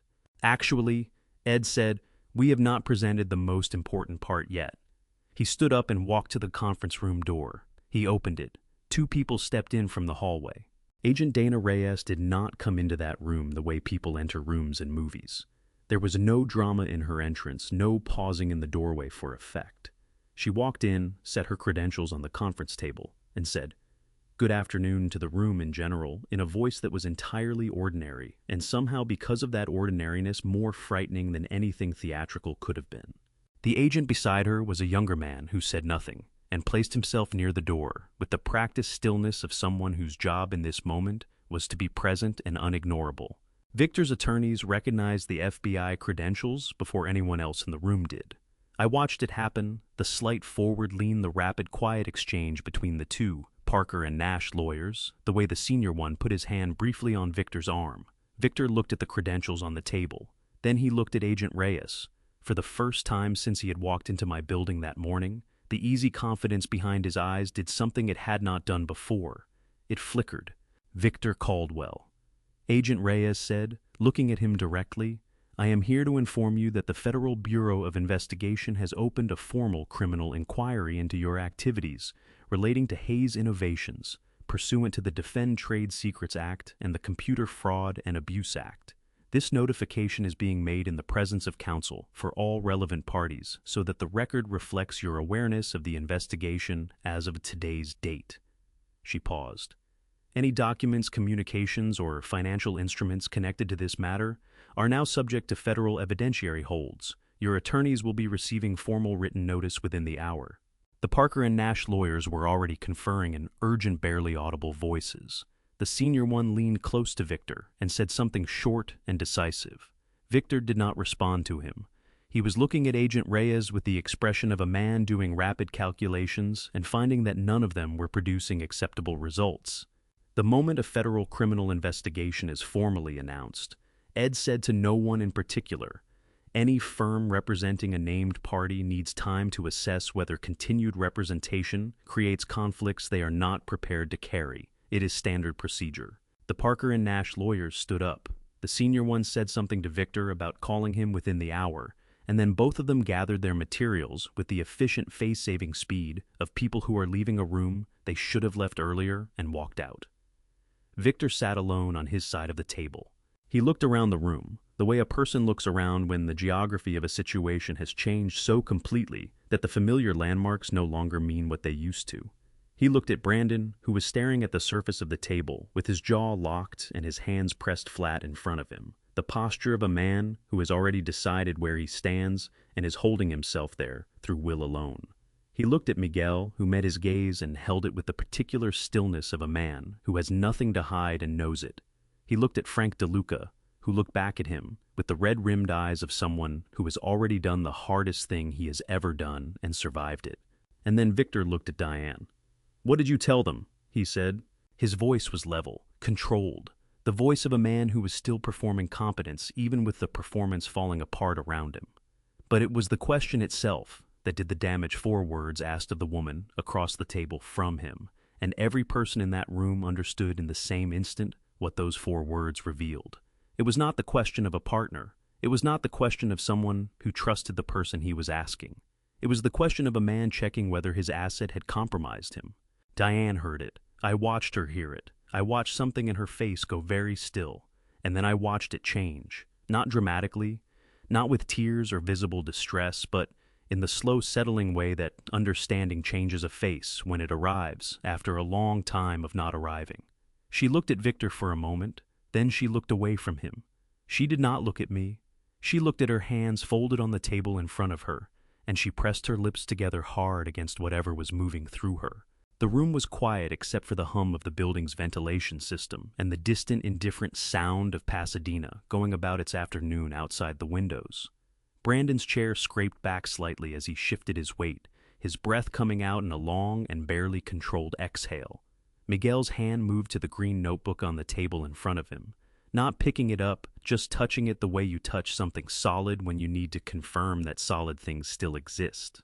I looked at Victor across the table. He was watching me now, and I let him. I felt none of the things I had expected to feel in this moment. No heat, no satisfaction, none of the sharp relief of vindication I had imagined during the long nights of the previous 10 days. What I felt was tired, 31 years of tired, and something underneath the tiredness that was quieter and harder to name the particular weight of a man who has been holding himself together for a very long time and can feel for the first time that the holding is almost over. "Victor," I said. My voice came out even and low. "You came into my company, and you put someone inside it with a false name. You used my wife. You used my son. You built a case around a medical report that was fabricated and a financial valuation that was falsified, and you manufactured a deadline that did not exist to make sure no one had time to look closely at any of it." I paused. "I am not going to tell you what I think of you. I do not think it would add anything at this point." Victor said nothing. Diane stood up. She did not look at Victor. She did not look at her attorney. She picked up her bag from the chair beside her, and she looked across the table at me, and for a moment she was just the woman I had married at All Saints Church on a Saturday in June, 31 years ago. Not the architect of what had happened, not the partner in a scheme, just a person who had made choices and was standing in the consequences of them, tired in a way that had nothing to do with the hour. "I'm sorry," she said. 3 words. Quiet, without elaboration or defense. She said them to me and not to the room, and then she walked to the door and out into the hallway, and the sound of her footsteps faded down the corridor until there was nothing left of them. Everyone else left that conference room before Diane did. Victor's remaining paperwork was gathered by a junior associate who had been waiting in the hallway, silent and efficient, the way people are efficient when they are cleaning up after something that went badly wrong. Agent Reyes and her colleague departed with a quiet word to Ed about the follow-up documentation. Brandon touched my arm on the way out briefly just above the elbow, the touch of a person who does not yet have the language for what they want to say, but needs to say something with their hands. Frank DeLuca nodded at me from the doorway. Miguel was last. He picked up his green notebook from the table and slid it into his shirt pocket and pressed the elastic band back around it with a deliberate, unhurried motion. He looked at me for a moment, and what passed between us did not require words and did not get them. He nodded once and walked out. And then the conference room was empty, except for Diane, who had not moved from the doorway. She was standing with her back to the room and one hand on the doorframe, and I did not know whether she was waiting for me or had simply not yet decided which direction to walk. I crossed the room and said her name quietly. She turned. Her composure was gone, not shattered, not dissolved into tears, but gone in the way that a practiced thing goes when the effort of maintaining it finally exceeds the available resources. What was left on her face was something I had not seen there in a very long time, something unguarded, something that looked underneath everything like exhaustion of a particular and final kind. "Is there a room?" she asked. "Somewhere that isn't this one." I took her down the hall to the small conference room we used for one-on-one meetings. 4 chairs, a window that looked out onto the parking structure, a table small enough that 2 people sitting across from each other could not pretend they were not close. I closed the door. We sat down. For a moment, neither of us spoke. But unlike the silences that had been growing between us for years, the comfortable silences that had curdled somewhere along the way into something avoidant and careful, this one had a different quality. This was the silence of 2 people who have finally run out of things to perform for each other. "I did not know he was going to use Brandon," Diane said. Her voice was low and flat, stripped of its usual careful modulation. "I want you to know that. I told myself many things to justify what I was doing, but I would not have brought Brandon into it if I had known." "He brought Brandon in," I said. "Not you. I understand that." She looked at her hands on the table. "I have been unhappy for a long time, Richard. Not because of you specifically, not because of anything you did that was unforgivable." She paused. "But I had been unhappy for years, and I did not know how to say it. And then you had the accident, and I felt—" She stopped, started again. "I felt trapped, not by you, by the situation, by the idea that I was going to spend whatever years were left taking care of something I had already quietly decided to leave." Her voice did not break, but it thinned considerably on the last word. Victor felt like a way out. I know how that sounds. I know exactly how it sounds. "It sounds like a person who was desperate," I said, "and who made choices she cannot take back." She'd looked up at me. Her eyes were dry, but the area around them was tight, the face of a person holding something in by main force. "He never intended to keep any of it," she said. "Whatever he told me about afterward about what we would have when this was done, none of it was real. I understood that when he asked me what I had told them." She pressed her lips together. 4 words, that was all it took. 4 words, and I understood that I had been exactly what he needed me to be, and nothing more. "Yes," I said. "That is what the email said." She looked away. Out the window, the parking structure presented its concrete levels in the flat afternoon light, entirely indifferent to what was happening in this room. "I am not going to fight the settlement," she said. "I spoke to my attorney before I came in today. The equity, the Cayman account, money, the alimony terms Ed proposed, I am going to sign it." She looked back at me. "I do not want more years of this, Richard. I do not have the energy for it, and I do not think either of us deserves it." "The alimony stands," I said. 18 months. Ed insisted, and he was right to insist. 31 years is 31 years. Something moved across her face that might in different circumstances have been gratitude. "What happens to you now?" she asked. "The company. The company is fine," I said. "The company was always fine. Miguel made sure of that before any of us knew it needed making sure of." She nodded slowly. "He always was the steadiest person in that building," she said. "Steadier than either of us." Yes, I said. He was. We sat with that for a moment. Outside, a car moved slowly through the parking structure below its engine, a low, distant murmur. I reached into the inside pocket of my jacket. I had carried it there for 3 days since the morning after I met with Brandon in the emails, when I had gone to my desk at home and found it in the drawer where I had put it 8 months ago and thought I will need this before this is over. I did not know when. I had simply kept it close. It was an envelope, white letter-sized, unsealed. My handwriting on the front said only her name. I set it on the table between us. Diane looked at it. Then she looked at me. I wrote that on the 3rd day in the hospital, I said. When I was not entirely sure I was going to come out the other side the way I went in. I kept my voice even. I wrote it because there were things I had not said, and I was afraid I was running out of time to say them. Not about the company, not about money or decisions or any of what's happened in the last 10 days. I paused. About the times I chose the office over the kitchen table. About the evenings I came home after you'd already given up waiting. About the years I thought that building something was the same thing as being present for it, and the years it took me to understand those are not the same thing at all. Diane's hand moved toward the envelope, then stopped an inch from it. I never sent it, I said. Because I got better, and because by the time I was well enough to send it, something between us had shifted, and I did not know how to hand it to you and explain why I had written it without that conversation becoming something else entirely. I looked at her directly. I am not giving it to you because I want anything from you. I am giving it to you because I wrote it honestly, and because I think you deserve to know that in the hospital, at my most frightened, the things I regretted were not the things I had done wrong in business. They were the things I had done wrong at home. Diane's jaw tightened. Her hand closed around the envelope. She lifted it from the table and held it against her chest, not opening it, just holding it. And she closed her eyes for a moment that lasted long enough that I could hear her breathing slow, deliberate, the breathing of a person who is working very hard to stay inside their own skin. When she opened her eyes, she stood up. She picked up her bag. She looked at me across the small table with an expression I could not entirely name, not forgiveness, not absolution, not the warmth of what we had been to each other at our best. Something more honest than any of those things. The look of a person who has seen and been seen, perhaps for the first time in years, without any of the usual furniture in the way. "Goodbye, Richard," she said. She walked to the door. She opened it.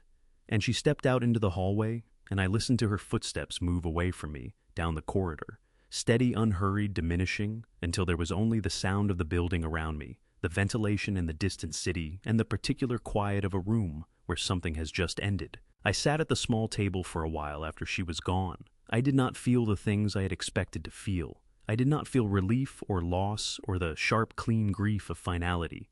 I felt something slower and more complete than any of those things, the particular settling that comes when a long, difficult season has reached its actual end. Not the end you imagine, but the real one, which is always quieter and stranger and more human than anything you prepared yourself for.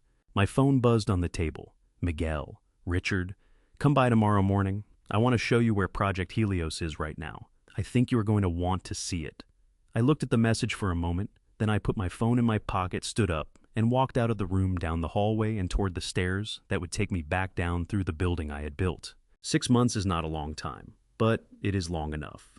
Victor Caldwell was indicted on 4 federal counts under the Defend Trade Secrets Act and the Computer Fraud and Abuse Act. His attorneys negotiated and delayed the way attorneys do, but the case against him was not a case that negotiation or delay was going to improve. Stuart Vane testified under his cooperation agreement. Kevin Marsh testified under his. The Austin case was reopened. Victor was looking at the kind of legal future that does not leave much room for anything else. Dr. Leonard Marsh lost his medical license the following September. The California Medical Board does not move quickly, but it moves thoroughly. Brandon completed his first 6 months under the Deferred Prosecution Agreement without incident. He calls me every Sunday now, not always for long, not always with much to say, but consistently, the way a person shows up when they have decided that showing up is what matters. We are rebuilding something.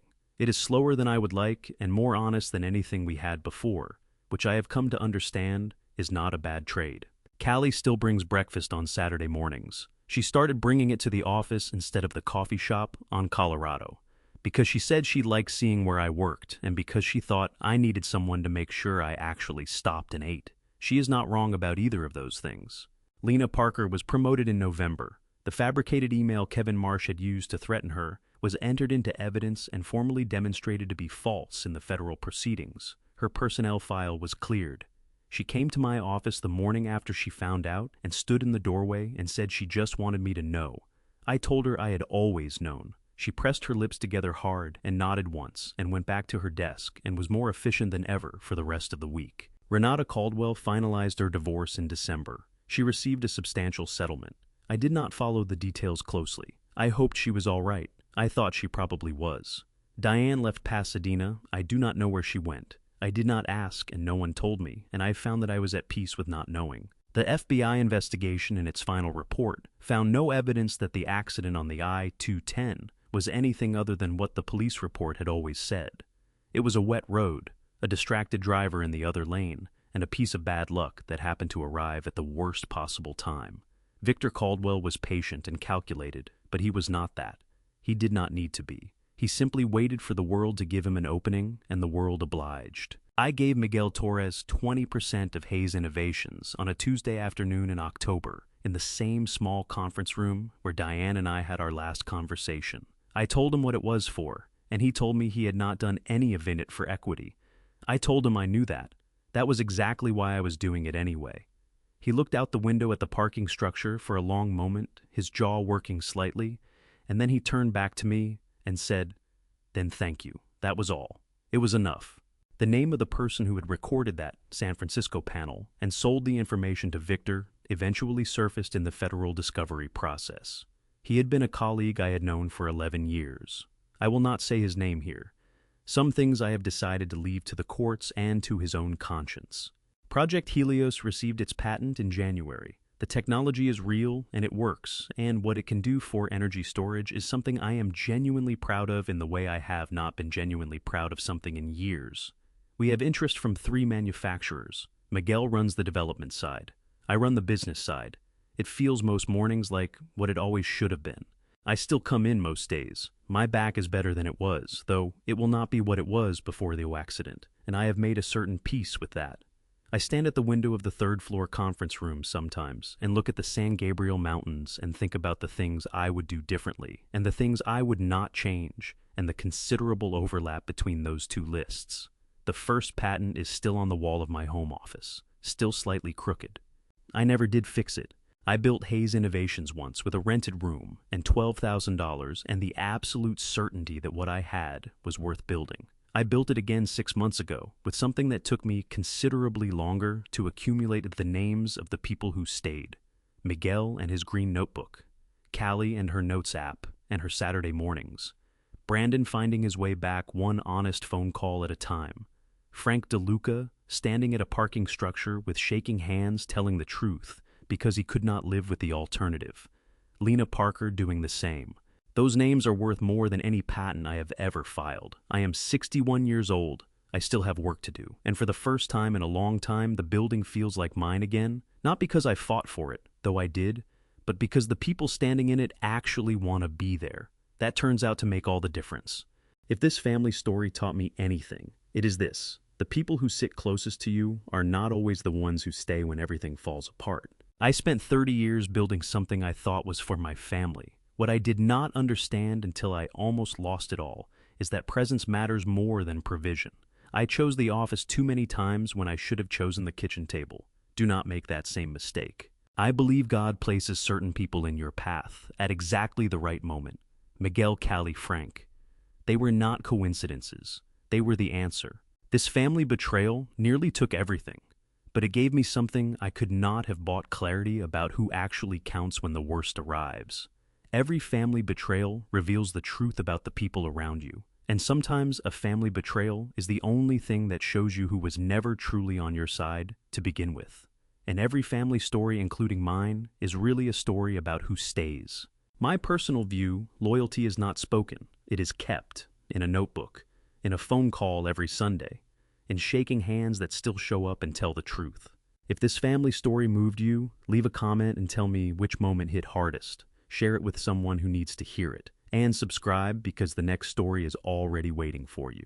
Thank you so much for staying until the very end. The stories on this channel contain fictional elements crafted for meaningful storytelling. If this content is not for you, we understand completely. Feel free to find what fits you best.